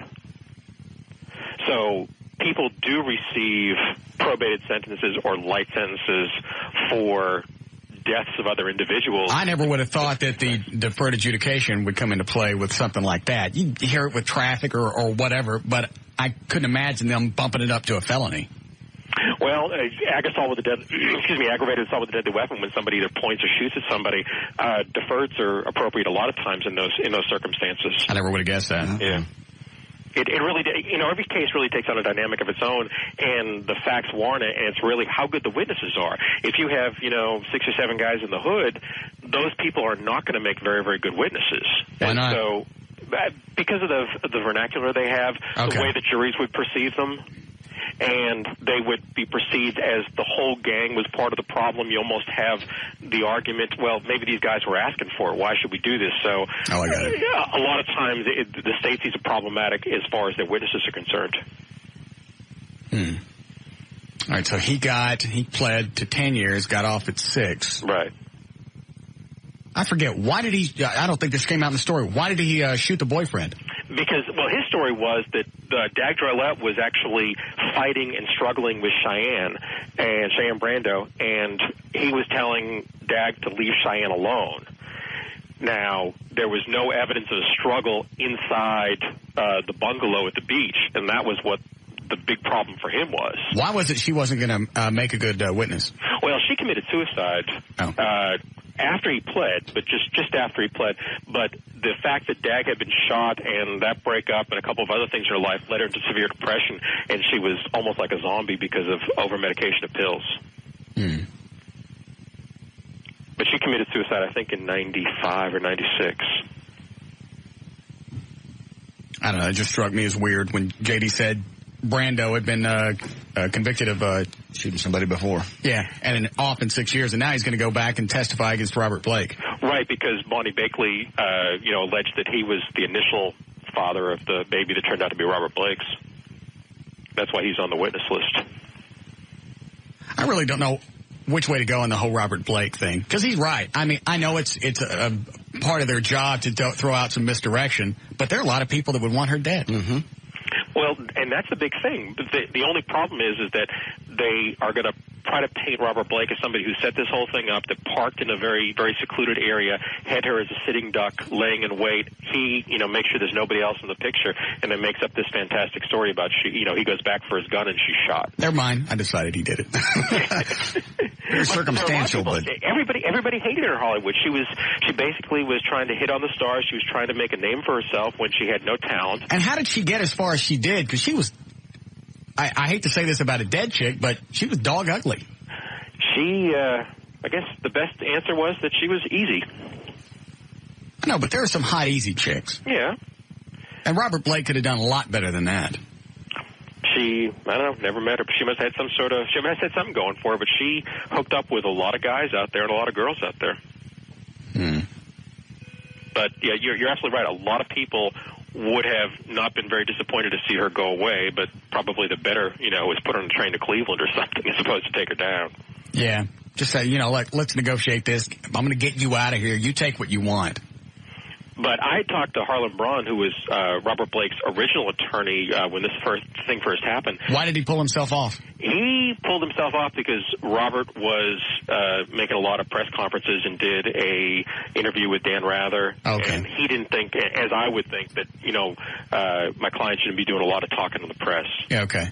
And he basically told him he shouldn't do that, and Robert wanted the press. He wanted to profess his innocence, and Harlan said, if you go on, I'm off the case. Why? What would be the negative side of that? The negative side of that, you can turn something around. If you say nothing at all, they have nothing to use against you. Right. The best example is in the O.J. Simpson case. He made this, he was saying about how he had arthritis. 6 months beforehand, he did this great promo piece on how these vitamins have solved his arthritis, and he was, didn't feel any effects of it at all. Something you never thought would come back to bite him in the butt, but did because of what happened later. Right. So any comment that might seem innocuous at the time, somebody could go back and research and go, what about this? Sure, exactly. And you don't know how people can good interviewers like yourself can trip people up. You can get them to say things, just like cross-examining a witness. You can get people to say things that are either in direct conflict with something else that they said, so at some point they're lying, so credibility comes into question, or their statements don't make sense, and it makes them perceive like they're telling a story. Yeah, especially with Robert Blake. He just seems to be weirded out to begin with. Yeah, and he seemed weirded out at the time. In the initial press interviews, he looked very, very odd. His hair looked like it was all bleached, and he looked like he was so out of character considering, when we were growing up and watching him in Beretta. Yeah. So anyway, you talked to Harlan Braun? I talked to Harlan Braun on my show when I was doing it over the other station. Okay. What did he say about all this? He thought that the evidence, first of all, he correctly predicted that the conspiracy charges would be dropped against Blake's bodyguards, and they were in October. He also said he thought the affirmative link or the nexus or connection between Blake and the murder was going to be, iffy at best, but he thought that Blake, along with a lot of other people, had plenty of motive. Well, conspiracy is going to have to come back into this sooner or later because Blake didn't shoot her. I mean, if he's found guilty and being in on this, they're going to. You see what I'm saying? Right, exactly, and that's going to. But they dropped the conspiracy charges against Blake. They dropped the conspiracy charges against Blake and the bodyguard and the limo driver. And so the thing is, if Blake didn't shoot her, I think what they're going to try to do is try to see if they can prove that Blake shot her. Because I didn't think about that. Because if they dropped the conspiracy charges, then Blake would have no knowledge of it, and they found there was absolutely none. But the judge who did the preliminary hearing of this found that there was probable cause to answer for the murder, but she commented the evidence was not that strong against Blake at the time. Granted, the prosecution doesn't tip their hand at everything they had. This happened in October, and right now they're releasing the witness lists. It's weird to see somebody on TV and then you see reruns of Beretta. Just the fact that you watch somebody on TV for so long, then they wig out and pop a chick. Yeah, and it seems so out of character because that Beretta character, you think it's them. Yeah. All right. Well, thank you, sir. Hey, you have a great day, Russ. Thanks for the visit. Take care. Bye. Break. How do we get off on that? We're reading that story about Marlon Brando or whatever. The Brando kid that got 6 years. Okay, all right, I got it. Yeah. Got it. All right, do one more and then wrap it up. Okie dokie. 3 mistakes this guy made in New York. Mistake number 1, impersonating a police officer. Mistake number 2, making a traffic stop. Mistake number 3, stopping an off-duty state trooper. Shalom Brebman was his name, in New Square, New York, made all 3 mistakes with a strobe light on his dashboard and his high beams flashing. Allegedly pulled over a car Wednesday night last week on the Palisades Interstate Parkway. Inside the car, state trooper Seaman Lyons, who then arrested him. He'll be spending some time in the real jail. News and information brought to us by Hurricane Grill. I'll see you there Friday night, Greenville Avenue, 10 to midnight. J.D. Ryan, live on 05.3.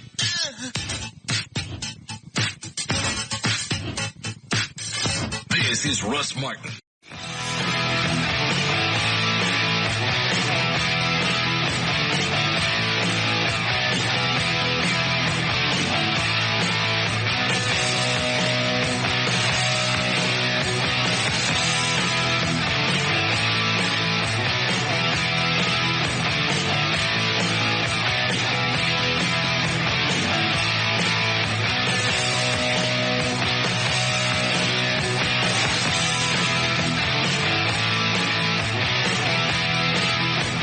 Hi, Gail. Hi. That's not what you said. Nobody heard me but you. Yeah. All right. What do you got? Tylock Iron Laser and Car Toys. Okay. Your out cue is for phones every day. It's not LASIK, it's Intra-LASIK. Come and discover the Tylock Advantage this Tuesday evening at our free Intra-LASIK seminar at the Tylock Eye Care and Laser Center. Call 972-258-6400 to attend. New phone, new plan, same number. Upgrade your phone now at Car Toys Wireless Supercenter, where you'll pay less for phones every day. On northbound 635 LBJ at La Prada, there's a wreck blocking the left-hand lane. Both directions of I-45 affected around Overton. The left lane is blocked both ways. Southbound's backed up to 175, if not beyond. And in the Colony, there's a crash on southbound 121 at Page Road. That one's blocking the left-hand lane.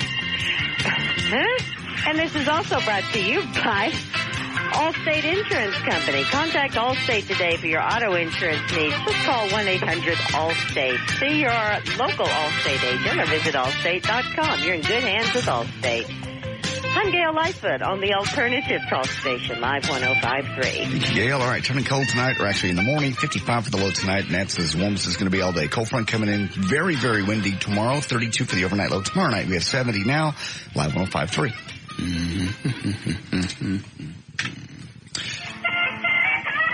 Yes, Linda. Yes, Russ. I just wanted to call and tell you that I think it's completely absurd that someone can commit murder and only receive probation. So do I. What's the argument? Well, that happened to a friend of mine's son that was 14 years old. Two gentlemen went to this parking lot to kill someone with a shotgun, and my friend's 14-year-old son accidentally got into the line of fire not knowing that they were there, right? And they shot him in the head and killed him. Got 10 years probation. Well, how did that happen? Well, according to my friend, what the lawyer said were that if they sentenced them to go to prison, that they would get out quicker than in the 10 years because of good behavior and all of this stuff that they get while they're in prison, and that if they get 10 years probation, and they had to keep their nose clean for 10 years. But I still think it's absurd. One moment, please. Did you get any of that? Yeah, it doesn't make any sense at all, though, because I don't know, doesn't make sense. I got what she's saying, but I can't imagine why they do that. Dumb it down for me. They said we can watch them for 10 years, or they'll go to prison for, let's say, 6, and they'll be out on the street and doing whatever. But I thought after you get out of prison, they can also be on probation for a length of time. It's called parole. Parole. They got to check in, so they got to watch them anyway. That doesn't make any sense. I had to check in all the time. Did you? I did. Probation. Say it again?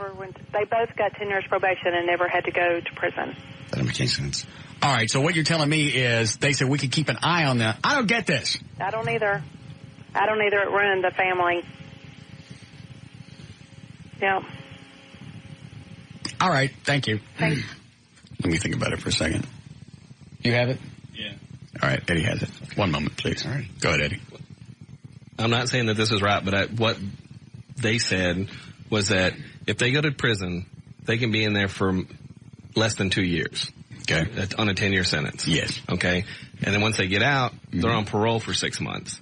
Once they're on parole off of parole for 6 months, if they're clean for those 2 years, everything's groovy. They're free and clear. Yeah. But if they keep them on probation for 10 years, they have to stay clean for 10 years. Otherwise, if they break probation, they get sentenced for what they did plus what they did before. All right.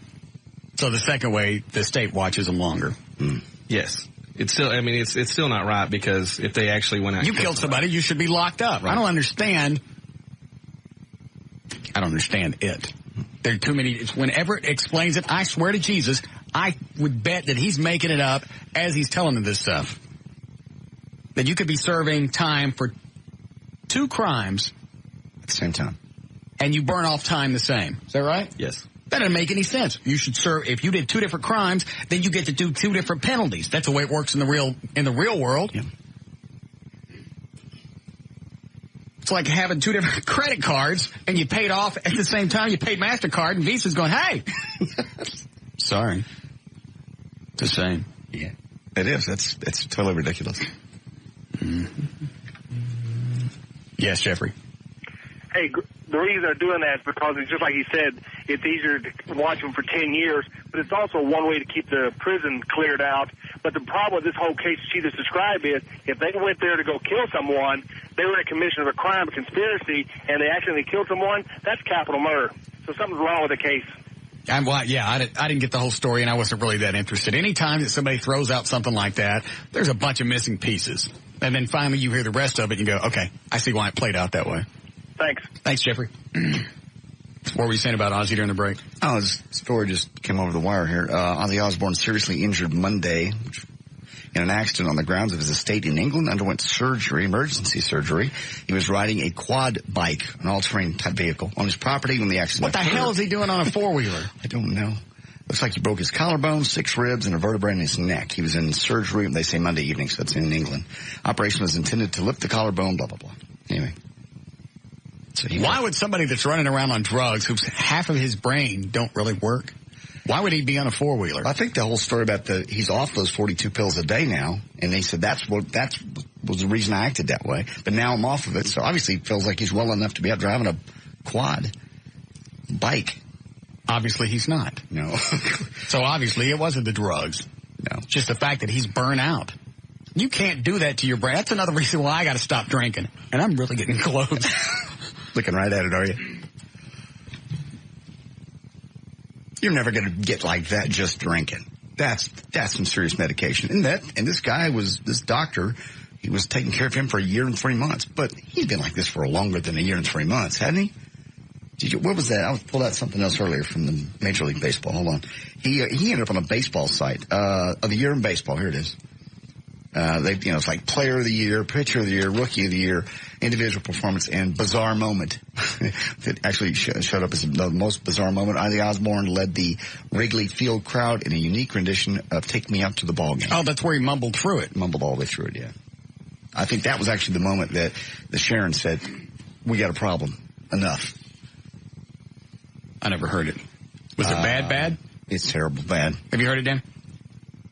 Yeah, and it wasn't so much that it seemed like he was just mumbling for effect. A lot of it just sounded because he didn't know the words. Seems like they would have him on a prompter or something. Yeah, little screen. But that doesn't mean that he could actually see it. Read it. Yeah. Well, how did he look? Actually, the same that he looked on his MTV show, just there, black clothes, and just kind of disheveled. So that they exactly peter him out in the middle of the field, and he does that out in the middle of the entire crowd? No, when they do the Wrigley Field song, excuse me, what they do is they actually have them up in the media booth, and that way they don't do it on the field. They keep them right there in the booth. Okay. And just on a PA mic. That's probably a lot safer. They have the audio. They have a link to the audio here on the Major League Baseball site if you want it. Yeah, I want to hear it. Eddie, go fetch that, would you? Okay.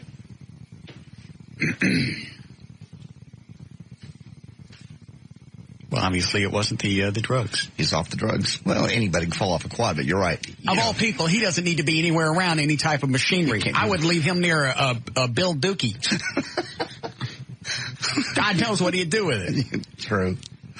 Yeah, he can't walk. You admitted he can't walk, and he's out driving something that takes some manual dexterity. Mm-hmm. Yes, Brian. Yeah, you were asking about the 10-year sentences on jail sentences. Yes, I was. Okay. You were wondering what's going to happen. If he gets 10 years probation, more than likely he's not going to make it on probation. Their rate of recidivism is real high. What's going to happen is he's going to not make it on probation, go back to jail, spend 2 years in TDC, and then he'll get out on parole. He'll spend the next 8 years on parole.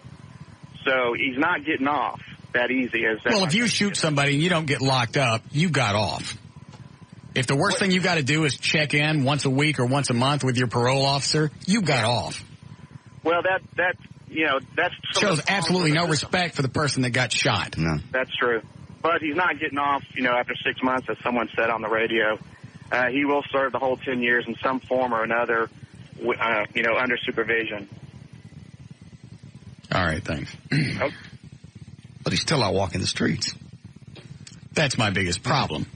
I know when I did all the things that I had to go to prison for, I still had to check in with a parole officer, 6 months, a year and a half, depending on what it was that I did. Mm-hmm. And, of course, the day that you get off parole, it's a big day. I imagine. Big celebration. Kick back. Mm-hmm. put Hoopa Stank on the stereo, have me a Shasta. Did you? Mm-hmm. I see. Was it a tradition every time? Because every single time. Very nice. Love Hoopa Stank. Yes. Look at my beaver hunt, have a chunky, wash it down with my Shasta. Big celebration. What? Shasta. Where did you come up with Shasta? I don't know. Just sounds like a refreshing beverage to have when you're off probation. Leave me alone. Yes, Robert? Hey, boss. Yep. I was wondering if you had followed any of the stuff going on with the college football over the weekend. No. Okay. I just wanted to get your opinion on it. On college football? Well, we were talking about it 3 or 4 weeks ago whenever TCU was doing fairly well. Yeah, and they were on a list that they weren't supposed to be on. They were on a list that a good portion of people didn't think they deserved to be on. Okay. And when they finally lost one game, they fell down off of that list slightly. Okay. But I was just wondering if you had seen anything in the news or... The only thing that I know about it is...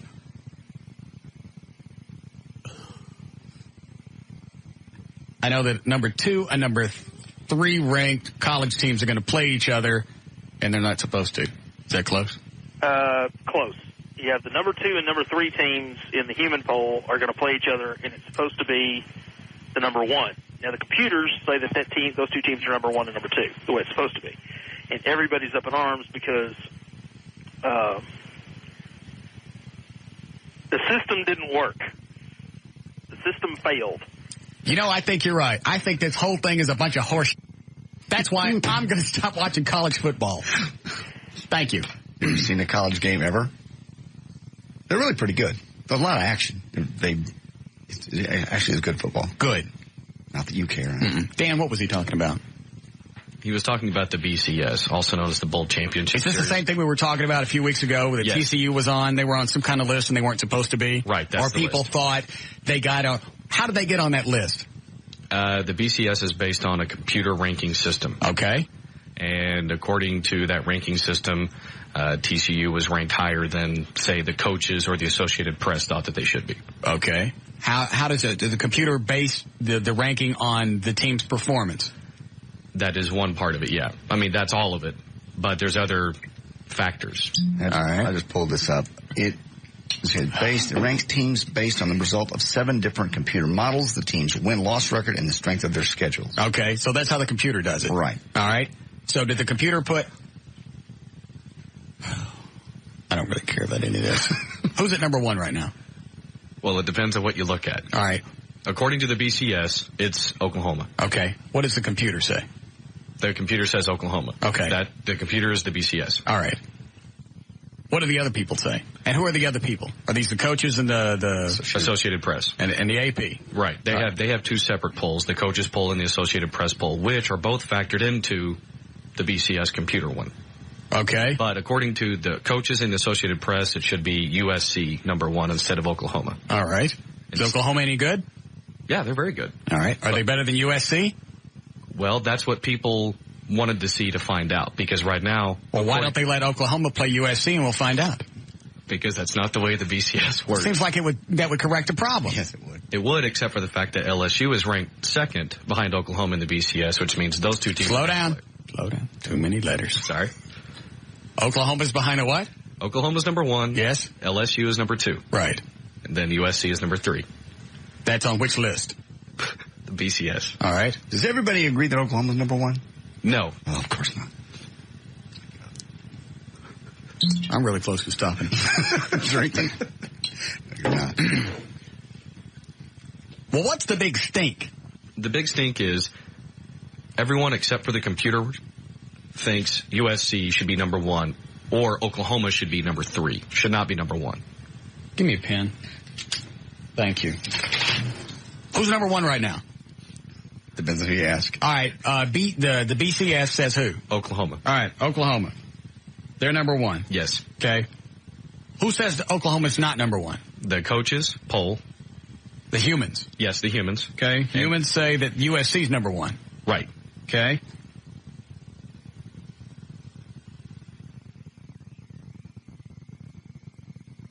Why am I supposed to care?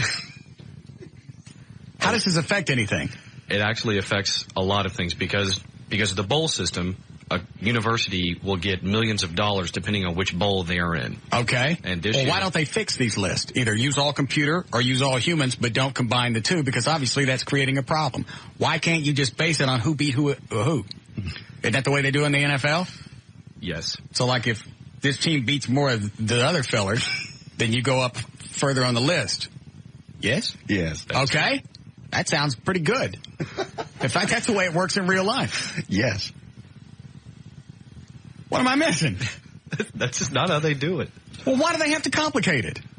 Because they run into problems before the BCS as far as discrepancies between the coaches and the Associated Press polls.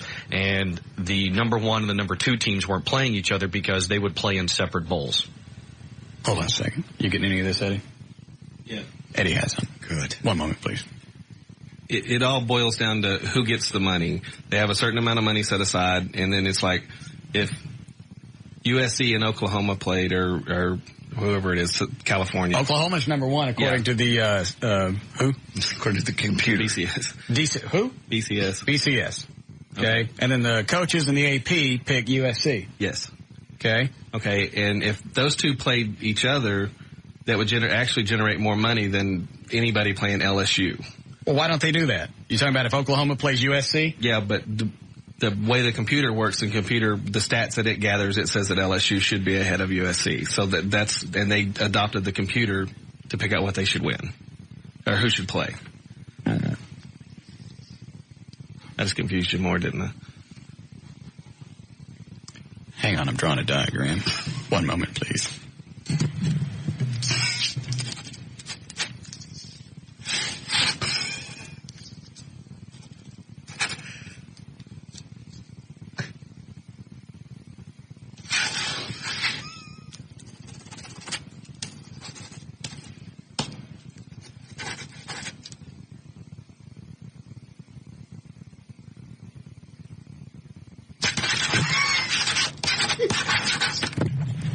I got it.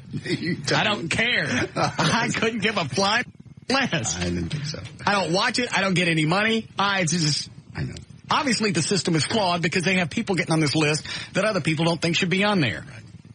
Because whatever reason, there are some inequities in the way that the teams are teamed up. Yeah? Yes. Okay, that's creating the problem, right? Absolutely. Well, then they need to fix that and leave me alone. What is it, Justin? Russ, how is it that you call yourself a man and you know absolutely squat about football? I don't have to know anything about sports. Yeah, that's part of being and obviously you don't have to know anything about it because I am a man and I don't know. Russ, how can you know? You've never watched football in your life? I've watched enough to be able to look at it and understand the sport that's being played.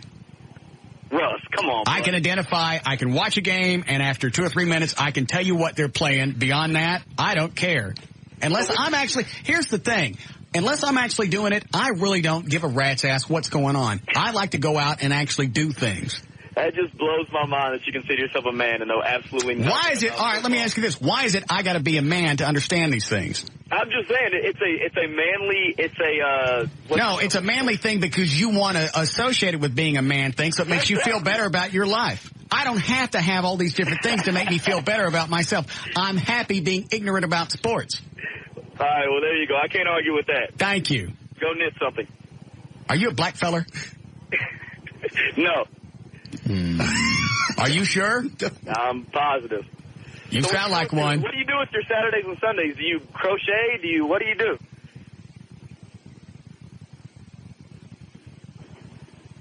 Yes. Is that what you do? Yes. Justin, if you're trying to slam me on something like this, you look like a bigger idiot than I do. Okay. You don't have to know about sports to go out and do things. Okay. That whole concept makes you sound Neanderthal. All right. Thank you. You're quite welcome, Russ. I am so close. Quitting. You need to stop slamming it back then. I had something to eat. Oh, good. Did we get this whole college thing settled? I don't think it's settled at all, but I don't think you're going to ever care. Do you want to see my notes? It looks very nice. Thank you. Why would anybody ask me what I think about college football? I don't watch professional football. People who are into it are really, and there's a lot of money on the line, so If I, you know what? If I'm betting on it, I'm okay with it because at that point, I actually have an interest. I have an interest on the outcome. If I don't, it's just another game. I don't know these people. If I went to the college, then I might care about Oklahoma or North Texas. I didn't go to North Texas long enough to care about anything. Right. There's no allegiance. There's no loyalty. There's no nothing. I don't care. I watch a Cowboys game because I'm from Dallas. And that's it. Tell me I'm not a man because I don't know anything about sports. Pluck a punani like anybody else. Yeah. And you can change your tires in your garage. Yeah. I got a lift in my garage. You got one in your garage, Justin? You got a lift? How can you call yourself a man? You ain't got no lift. Sometimes on Saturdays, I just lift my car up and down and call myself a man. Then I go inside and I bang something.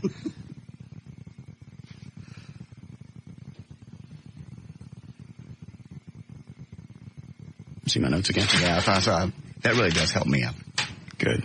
Thanks. Can we break? Please. Good. I am just this close. All right, we'll be back.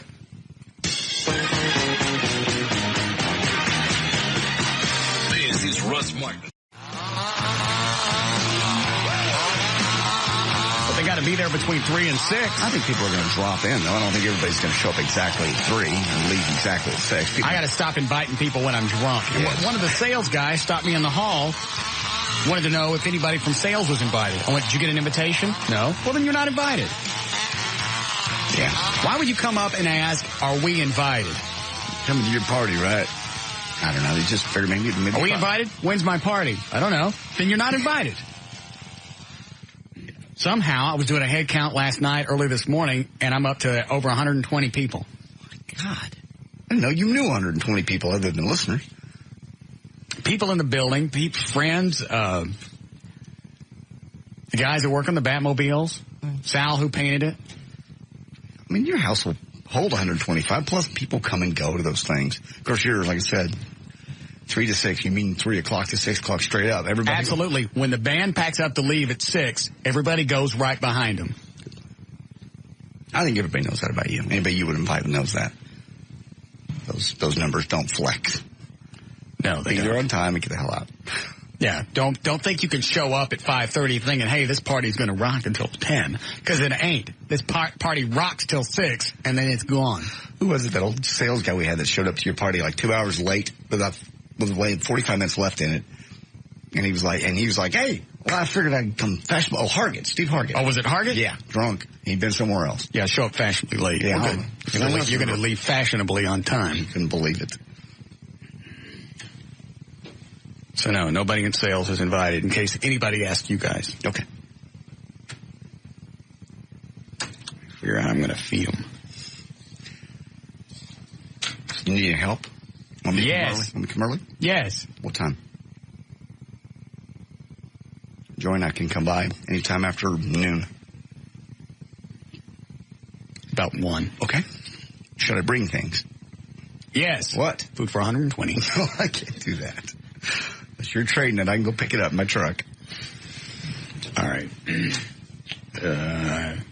News? Okay. Oh, Eddie got the audio from Ozzy Osbourne. I set it right over there. Right here? Yeah. This is him singing? Singing it. You hear this, and then we'll do news. Singing at Wrigley Field. Only one track? Yes. All right, Chicago, here comes Ozzy and Sharon Osbourne. 2-0. Has anybody else heard this? I didn't ever hear it when it aired. This is the first time I've heard it. Okay. I'm sure this was big in the news when it happened. Yeah. I just missed it. Well, probably because it was a sport. It would have run into sports, yeah. Because obviously I'm not a man because I don't know anything about sports. What? You're out pumping iron? Yeah, I walked out during the break. I pumped some iron. Yes. I went out and did some man stuff. Yes. When I go home, I want to go home and beat my dog. No, you're not. I don't have a girlfriend. No. Doesn't mean you can beat Abby. That's not a very manly thing anyway, beating up on a chihuahua. It's not exactly manly. I'm going to go home. I'm going to put on my dog beater shirt. No, you're not. There is not one sport I know anything about. I don't know anything about NASCAR, baseball, football, hockey. I know the Stars have lost their last 4 games. Yeah. You know the basics. You know enough to watch it and enjoy and then, it. you know what? Just like that Justin guy, there are guys out there that think that there's no way you could be any part of a man if you don't know anything about sports or there's no interest. I agree. I get nothing out of watching other people do stuff. Couldn't agree more. I watched the Cowboys Joy and I went real quick sideline about the Cowboys. We want to go sit Sunday and have dinner or have lunch and watch a Cowboy game. Okay. Walk into a certain place. I won't say where. It's in the bar area. They got 6 TVs. Let me turn the mics off and tell me where it was. Click. No. They got 6 TVs. They got one of them on the Cowboy game. The other, and the sound is up on the Green Bay game. Okay. So I go to the guy at the bar and I go, "Excuse me, we were going to watch the Cowboy game." He starts, I got 6 satellite dishes, and this is the only thing I can have on there. I said, "You can't turn the audio onto the Cowboy game?" "Nope. We'll be leaving then." And I went to the manager, and he goes, "So you're leaving so soon?" I went, "Yeah, I came here to watch and listen to the Cowboy game." And what did he say when you told him who you were? Because I know you did. I didn't. Yes, you did. I didn't. You tell me you didn't hand him a business card on the way out and say, "I'll see you some other time." No, I did not. I did not. Drove across the street to Chili's and had a lovely little lunch there. With 4 TVs, all 4 on the Cowboy game. Anyway, it was just odd to me in Dallas that sorry, you absolutely don't care about this. Hold on a second. Hey, Eddie? Yes. Put an order in for JD for some business cards because he's obviously out. No, I'm not. I'm not out. I've got plenty. I've got some in my wallet right now. See? Show a logo right there. Let me see it. Oops, sorry.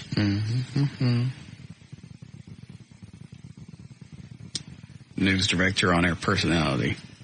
Who told you that? You did. Which part?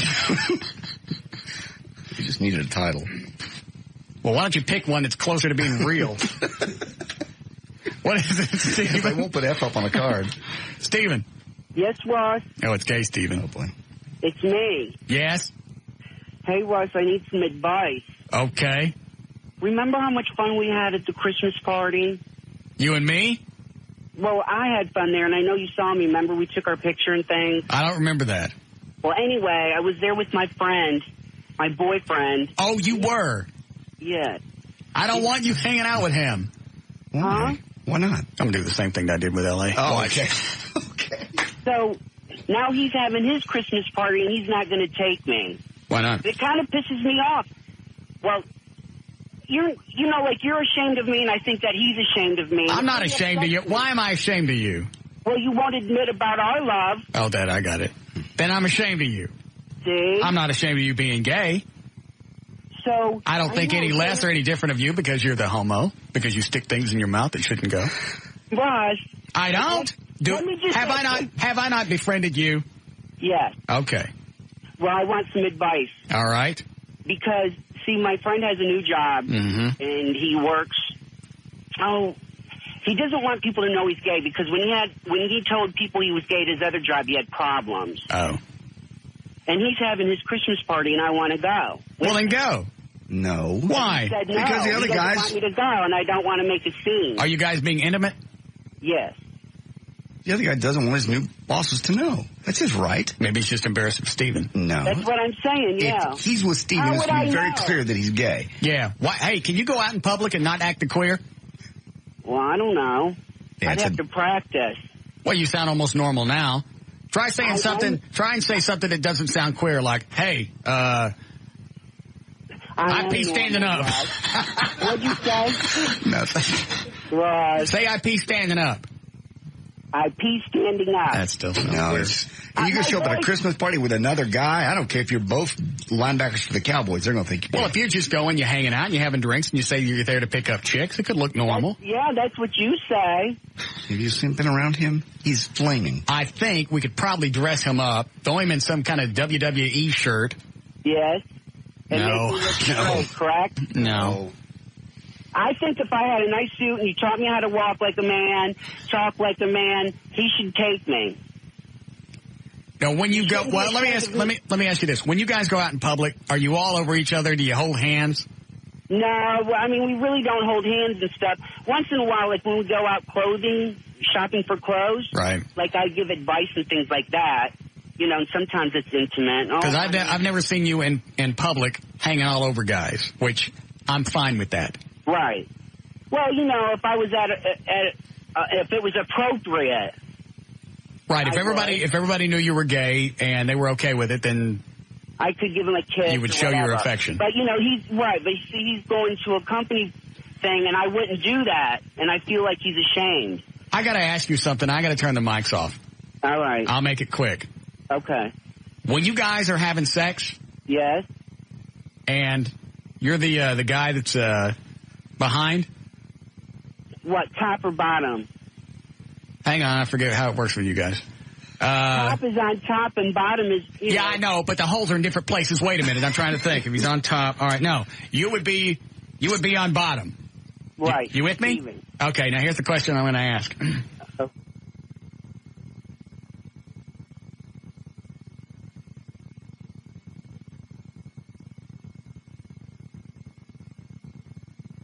I just wondered how nasty you were. That's, well, I don't... Hey, by the way, hey, we're back on the air.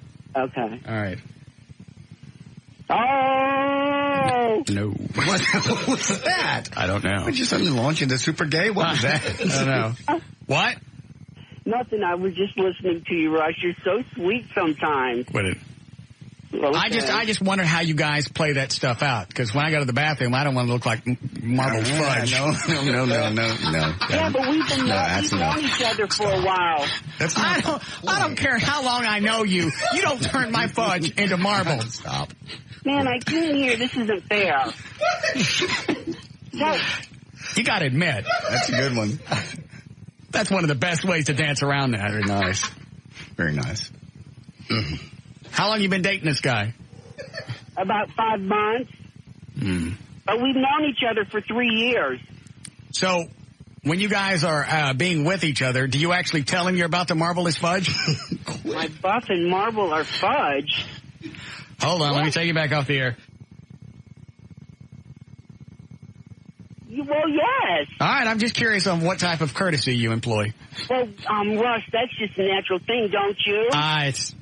Most people say... Okay, I got it. We're not allowed to say I don't want to say anything. All right, so what is the question? Should you go or not? If he doesn't want you to go, don't go. And tell him, hey, you know what? You're hurting my feelings. Even though I'm the homo, I still have emotions, and I'd like to go. Well, I'm just a guy. You don't have to call me a homo. Well, but you are. Well, I know. But you're not real secretive about it. That's the problem. Yeah. I'm just me, Russ. I know. That's what you like about me. Have you always been this flamboyant about being gay? Have I always been myself? Yes. I'm just curious.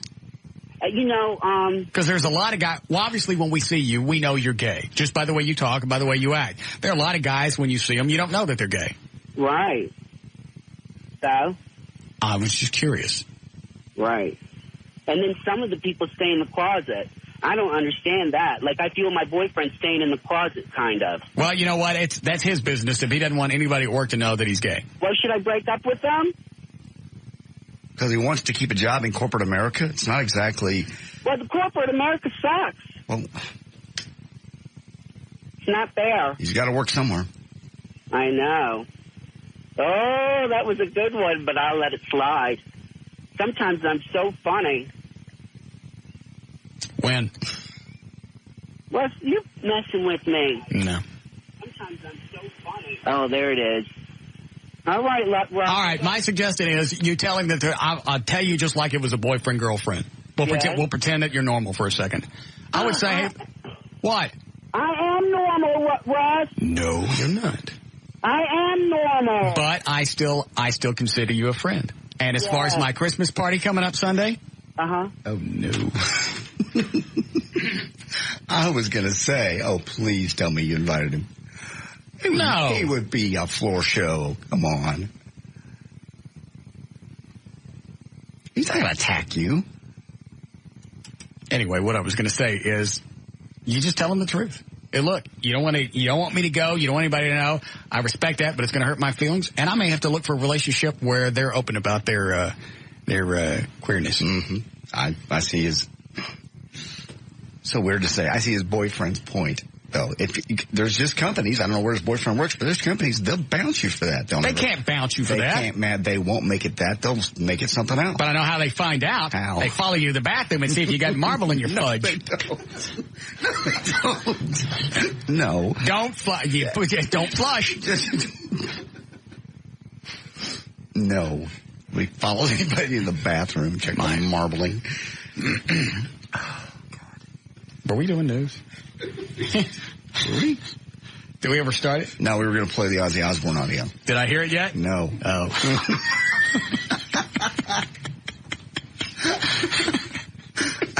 How did I like it? Do I have time to hear it? Okay. Here we go. Back me up about 15, 20 minutes. How do we get off on Steven? He just suddenly called out of the blue. He was just a left turn. All right. Hang on, let me think about that for a second. All right, the gay Steven's boyfriend, he's got a point. If he thinks he's going to hurt his job, and it's really nobody's business if he's gay or not. Absolutely not. But and the problem is, when you're going to date somebody like Steven, there's no way of covering it up. No, you just don't go to events where you don't want people to know.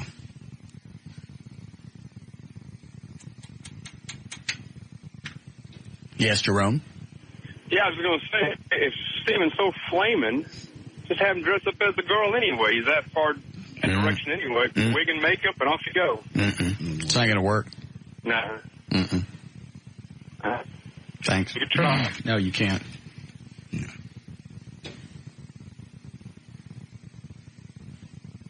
Where was I? You're going to play the Ozzy audio from Wrigley Field? I thought I heard it. No, you didn't. We haven't played it yet. Oh. Just got it. That's what we were about to do when Steven called. I didn't play it yet? Not yet. It's not been on the air. Am I on the dime yet? On the dime? I don't know what They're thinking about putting Reagan on the dime. Way to be in the news. I don't know what that on the dime means. On the dime. On the dime. That little silver thing that they give you in change sometimes at the blowhole. Oh. The little dime. Actually put his face on it. Okay. I did read that. I thought you were trying to use some slang. No. Am I on the dime yet? Okay. That does sound like some slang. Slang. No, they're looking at putting Reagan's face. Shut up! That I did read. All right, Chicago, here comes Ozzy and Sharon Osbourne. 2-0 Dodgers lead as we stretch at Wrigley Field. And Ozzy Osbourne. All right, Chicago. I want to hear a real crazy crowd start singing with me. Are you ready? Are you ready? I can't hear you. Are you ready? 1, 2, 3. He blew the first line. Yes. He didn't even make it that far. First word.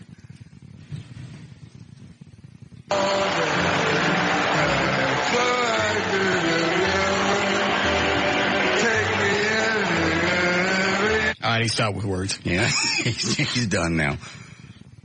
Not even trying. I wonder if this is a hose. Could you really be that bad? And still be walking? Because they would have had cards, teleprompter, or something with the words, unless they thought there's no way he doesn't know this. I don't even think I know the words. I'm going to take me out to the ballpark, and that's about it. Bowl game.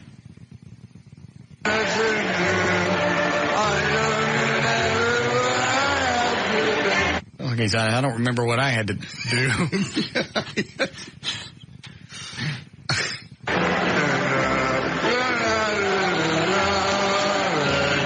That's just yeah, right? Yes. All right. Same? He's lost it. Got it.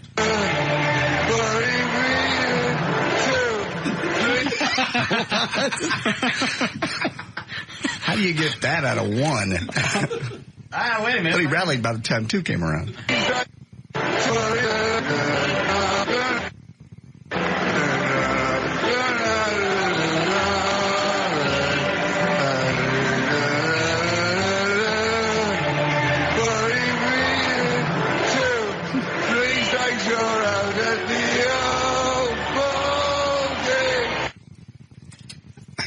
Very nice. Yes. Where'd you get that? It was It's on the Major League Baseball. Major League Baseball front page. Yeah, the top moments of the year. This year in baseball. What were some of the other top moments? Well, let's see. They had Player of the Year. They had Pitcher. Who was Player of the Year?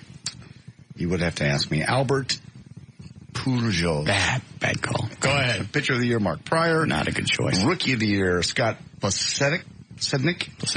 Yes. Manager of the Year, Dusty Baker. Defensive player, Jim Edmonds. Setup Man of the Year, Brendan Donnelly, one of your favorites. Yes. Play of the Year was Raphael. I know I'm mispronouncing these words. Don't call me. Raphael, that guy. The Braves shortstop. Spell his last name. Furcal. Furcal. Say it, Dan. Furcal. See? Okay. Bill Mueller, individual performance, and then bizarre moment, which was Ozzy, and the other runner-ups were guy falling down, very lucky fan, misspelled angel, infield fly RBI, showball flight, and to complete the totals. So Ozzy wins the bizarre moment. Good. So, yeah, we need a break? All right. Load it up. Did we start news? No. Are you sure? I'm positive. I ain't on the dime yet. No, still on the dime.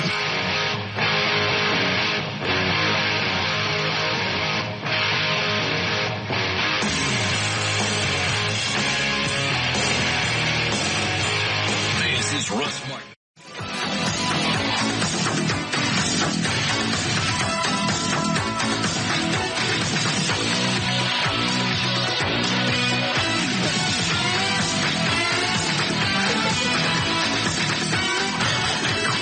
Why do you do that to him? What?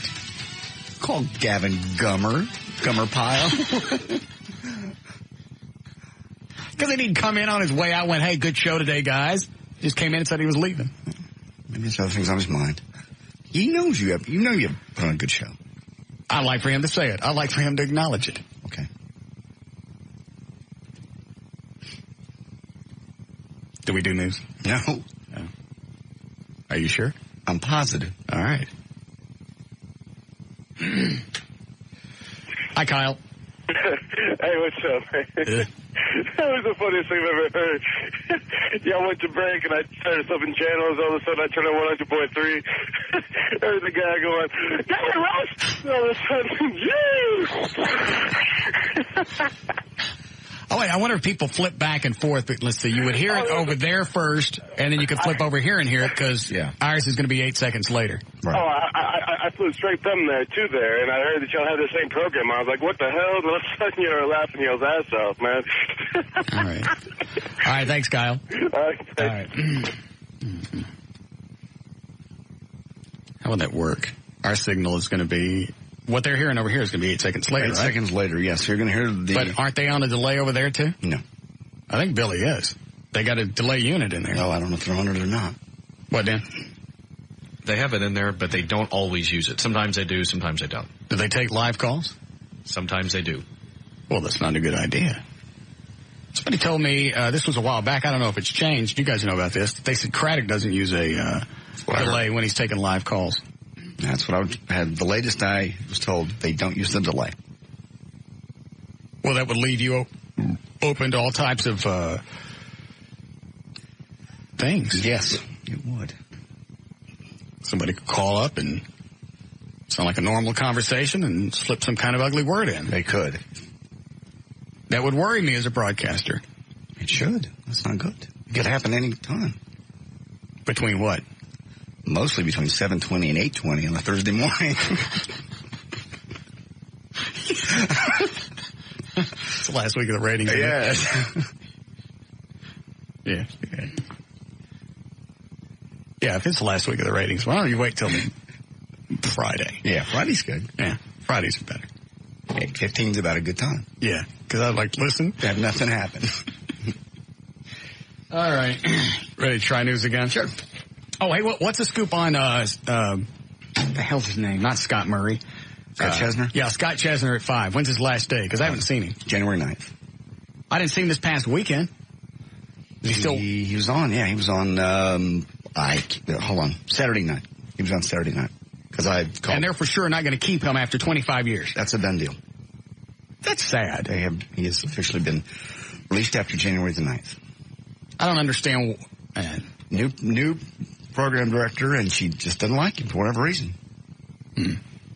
We've been in these situations before. I won't say this because I don't know her, but I've seen this happen before. They come in, they start replacing people. Right. She may have a friend that worked somewhere with her before. Okay. Well, program directors in radio do that all the time. They come in, if they're a new PD, they come in, they clean out, they clean house. Right. They blow everybody out, and then they start hiring friends. Yes. That's why a lot of times you'll see program director and the same talent go with him from station to station. Happens a lot. So that may be happening here. It may not be. That's what happened to me over at the Eagle with Rich Berry. He was a friend of Greg Stevens. Exactly. I gotta get Rich over here. I got another email from somebody that said that they were working in the building and heard that Rich was brought in to turn my show around. That's what, who would ever say those words? It didn't make any sense. Show. Well, he did turn it around. Yeah. And it was people in the building saying these things that at the time over at the Eagle, I trusted. You know his business, though.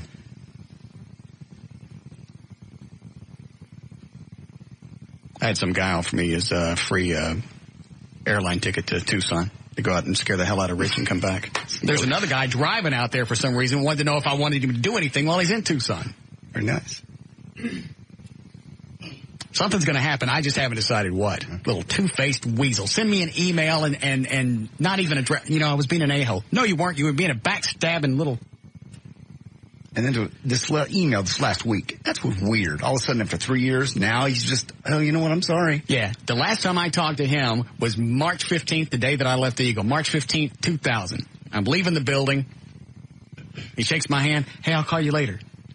And that was it. Next day, he's already stabbing me in the back saying, well, I really want to do the morning show with Chris Ryan. Of all the people in this market, he's the guy. And that little mole-faced bastard said exactly the same thing to me 3 or 4 months prior when they were thinking about bringing him over.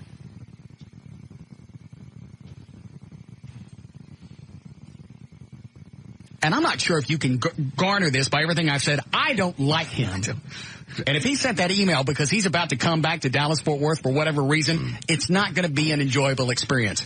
He won't like it. No. He doesn't like it from wherever the hell he is. Obviously, it's people are emailing him, and it's sinking in. Did I keep that thing? I threw it away, didn't I? Email? Yeah, I believe you did. Was it just Rich Berra at clearchannel.com? Yes. Berra. Punk.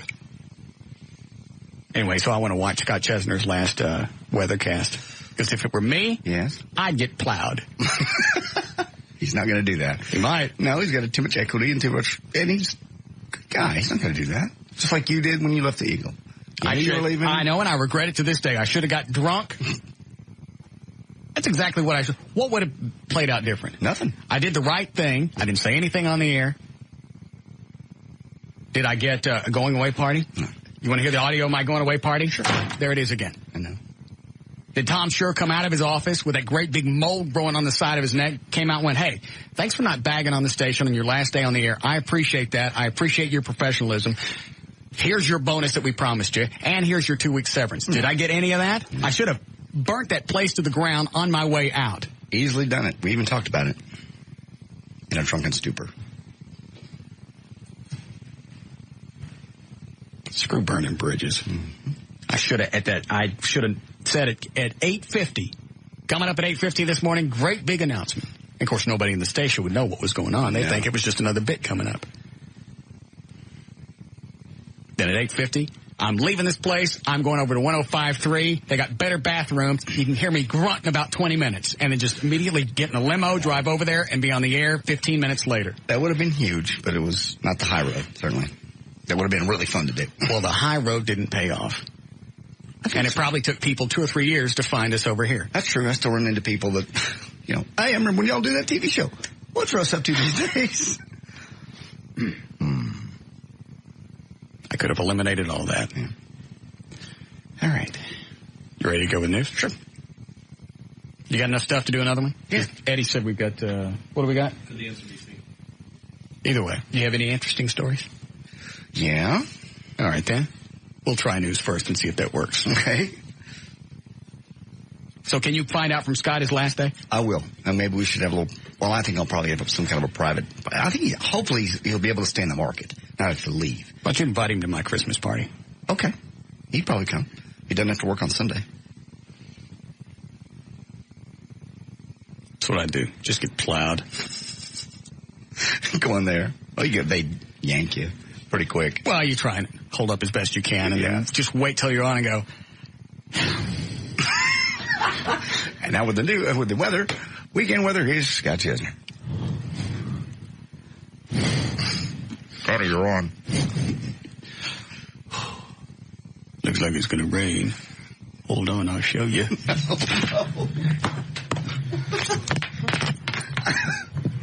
Storm front's coming through.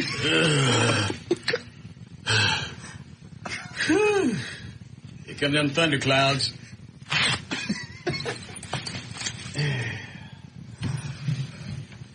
Hang on, sometimes I gotta relax before it rains, or the rain won't come out.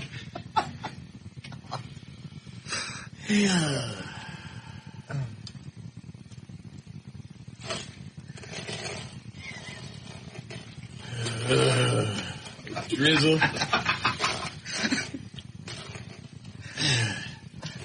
Hold on, you're making the Chesney laugh.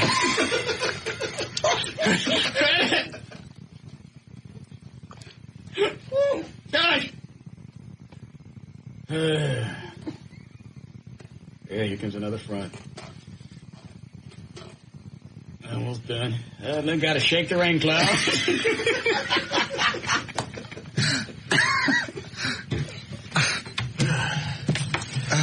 Yeah.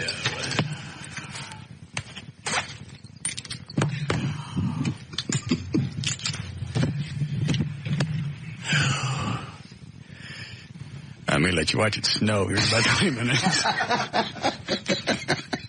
Backhand. Yeah. Great big mud storms coming. Oh, man. After 25 years, that they're just going, hey, I don't think, and I don't know the behind the scenes, so it's not really fair, but after 25 years, I think I would take out my frustration. Yes. No, he won't. It's not his style. Could be what he said. It was kind of a sad moment, really. I think he should shake the rain cloud. Thank you. All right. Okay. We have time for news?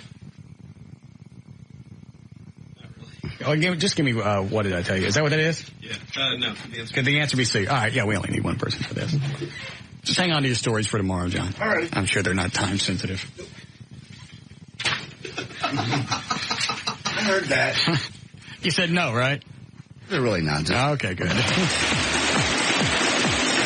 It's time to get lucky and play the game that even a mutant mongoloid monkey could win. Let's play. Could the answer be C? And here's your host, Russ Martin.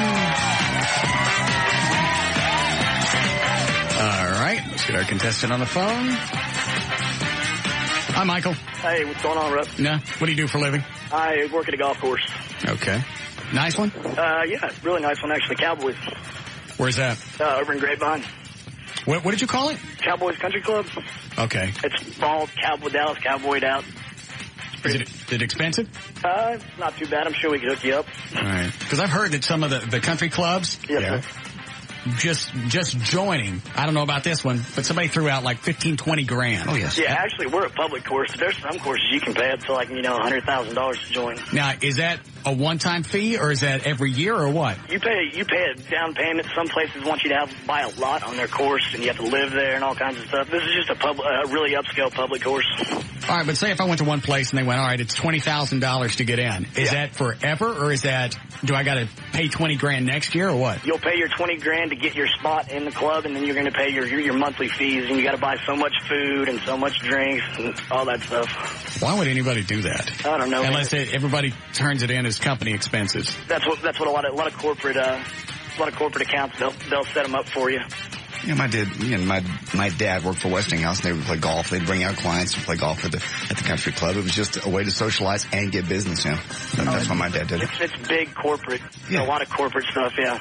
Okay. All right. All right, what is Michael playing for? You'll get a month at Larry North's Statistically Book Living Lean, 12 months bronze level web hosting service from VertBiz.com, and a Vermont teddy bear from the Vermont Teddy Bear Company, the perfect Christmas gift, and a 4-pack of passes to see Stuck on You, the new movie. All right. You ready, Michael? Yes, sir. Okay. You how to play? I sure do. All right. Here we go. You have to get all these correct to win the fabulous prize pack. All right. A new survey of kids trying to pick out something for their parents for Christmas says the hardest part is A, getting them something they will use, B, getting them something they will remember years later, C, finding something that will actually fit into a cardboard box house along with a family of 4 because your dad is a total loser and has lost everything. C. Yes. Dan Lewis working okay? Nice. So far. Is he helping you out today? Yeah, I don't see him that much. He comes in about 2 and he goes back into the production room and I really don't see him again. Okay. The holidays are a time to spend with family and friends, which means A, air travel will skyrocket after December 20th. B, the highways will be clogged going in and out of major cities. C, Trey Trenholm will wake up to Granny Poon for Christmas. C. Yes. I went ahead and invited him to the Christmas party. Really? Yeah. I don't hate him. Isn't that going to be odd? Why? Just the way you left was very uncomfortable. So? I mean, it didn't mean I got to be an ass about it. Okay. Yeah, that's confusing, ain't it? Yeah, that is. All right. I invited him anyway. Okay. Holiday in the Park is A, the busiest time for Six Flags after summer. B, the most romantic place to take a date during the holidays. C, that's what Dan Lewis calls it since he and his family live in a cardboard box at Fair Park. C. Yes. J.D. Ryan said that he had to get rid of his swinging sex chair because A, he was afraid that his kids would see it. B, he wasn't using it as much anymore. Or C, when he leaned back in it, all the blood would rush to his massive head and his feet would actually shrivel up like raisins. C. Yes. One moment, Michael. Don't go anywhere. All righty. Yes, Barbara? Y'all stole that from the Eagle, from the Grego and Brian show. They do that every morning. Oh, they do? And you didn't even change the letter. Sweetie? Yeah? I've been doing this since I was at the Eagle. Well, you should have been doing it before they were then. Did you just hear what I told you? Yeah, but you still stole it from them now. You haven't been doing this. Are you really that nuts? I just told you I was doing this when I was at the Eagle. Who do you think was in this market first? All right, whatever. What do you mean, whatever? I want an apology. I'm not apologizing. Why? You just accused me of stealing stuff. Yep. And? And what? Obviously, I'm not. Obviously, you are. All right, explain to me again how I'm stealing it. Because they do it every morning. Lady, I've been doing this bit for 6 years. How long has that show been in this market? Well, I don't know. I want you to say that you're... Say it. Say that you're a stupid... Say it. Nope. Well, you are. I'm not saying it, and you can't make me. Yes, I can. How the heck are you going to make me say it?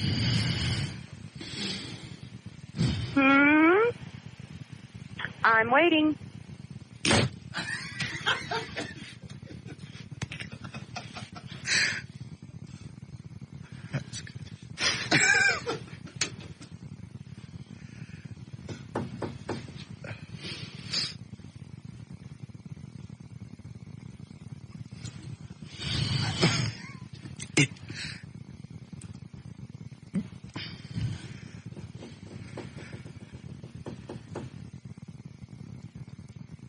Did I not explain it to her correctly? I think you did. She maybe new to Dallas and not understand that you've been here for 20 years and you were doing this long before anybody even heard of those guys. And you did it on that station. Yeah. So if anybody stole it, it would be them. I'll give her this. That was a new one. I haven't had that one yet.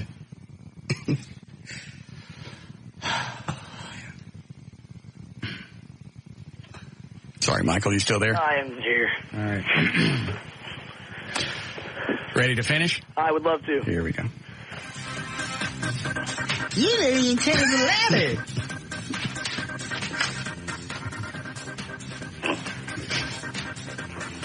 what show was on over there? What did she say? I don't even know. What is it? Do they know? Grego and Brian. Yeah. How long have they been on? A few months. I thought there was a Grego on the ticket. I think there was, but I think this Grego is from Houston. I think. Okay. So the show came from Houston? I think so, yeah. Huh. I think I'll have to break my morning routine and listen to them. Mm-hmm. I'd like to see who I'm stealing from. Yes. Dumb. Lousy. Mm-hmm.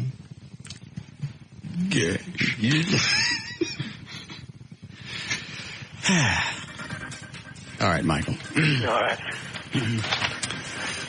Let's see. Massive feet raisins. All right, I got it. Commenting on her tour through Eastern Asia, Britney Spears says the weirdest thing so far is A, she's taller than most of the guys hitting on her. B, the fan reaction is more subdued than in America. C, she can't tell when they're masturbating because they always look like that. See. Yes. Yeah. Talking about his success in films, Tom Cruise said that there is still one thing that bothers him. A, he can't seem to find the perfect woman to marry. B, people still Never mind. What? I'll let it go. Oh, you're not going to let it go. All right. People still make fun of his height.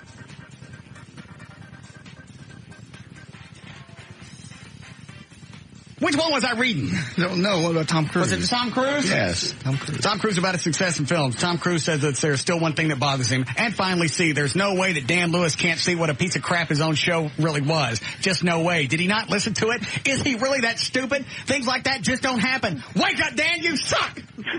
See. Yes. Is that the read you were looking for, Eddie? Yes. Trying to find a new job, Dan Lewis says the question he was asked most by potential employers was, A, didn't you used to be on the Russ Martin Show? B, didn't you used to have your own radio show? B, didn't you deliver my pizza last night? C. Yes. And finally, Trey Trenholm says the hardest part of the holiday season is A, finding mom depressed on Christmas morning. B, picking out the perfect gift to show all his appreciation for raising him alone.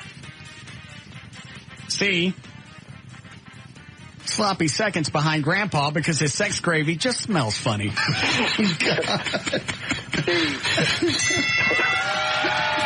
Yes.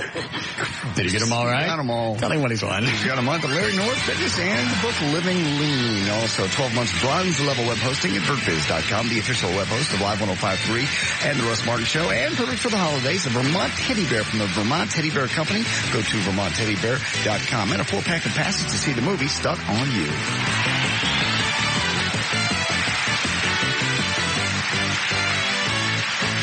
This is Russ Martin.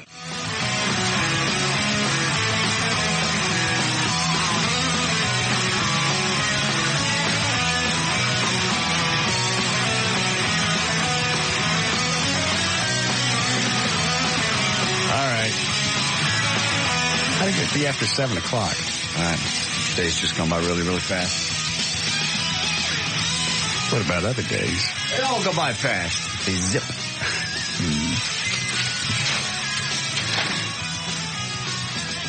Oh, all right.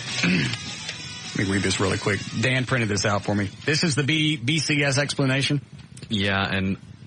Is this going to clear it up for me? Honestly, I don't think so because I got that for myself to understand how it worked, and I don't completely understand it all. It's just very convoluted. All right. BCS stands for what? Bowl Championship Series. Okay. Poll average. Average of ESPN USA Today coaches and AP media polls. Others receiving votes calculated in order received. So that's the way they get the poll average. Is they talk to ESPN USA Today coaches and AP media polls. Okay. All right. Right. Just so you know, this is all the stuff that goes into the computer model for the BCS. All right. So they take that. Right. Then they take the computer average of I'm sorry, go ahead. Anderson and who are these people? Says Average of Anderson and Hester, who, by the way, stole Good Thing Answer BC. Richardson, Billingsley, Colley Matrix. Who are these people? And then also the New York Times. I think these are just, I don't know. Okay. Exactly the answer I was looking for. All right. Anything else that we didn't get to today? No. Okay. All right, I'll take this, and then we'll go. Liz Wilder's show is coming up. Is it? I don't know. Is it? Yes. Okay. Yes, Liz Wilder's show is coming up. Yes, Jay? How are you, Russ? Good. I was just calling in response to that the game could it be Could the Answer BC? Yeah. And you know what? Here's the other thing, is that's an old shtick that Carson used to do on The Tonight Show. So even if I didn't come up with it, that's an old... Anyway, go ahead. Well, I was on the way to Dallas this morning, and no offense, but there's like 30 or 45 minutes worth of commercials between stern breaks, so I was flipping through the channels. Right. And they had that game show on, and I kind of stopped and listened to it. And it was the stupidest thing you've ever heard. The questions were all on current events. It wasn't even funny. And then somebody called at the end of it and said, "You stole that from Russ, who used to be on this station." Did they admit it? Well, actually, no. They just kind of said, "No, we got it a long time ago when we were doing this in a different market." I forget what they said. But then the guy said, "No, you stole it from Russ Martin, who was on there. He just called it a different name." The guy just kind of said, "Shut up," and hung up on him. All right. But I thought it was kind of humorous. What is their show like now? Remember the Rich Barra show? No. It's a little bit under that. Wow.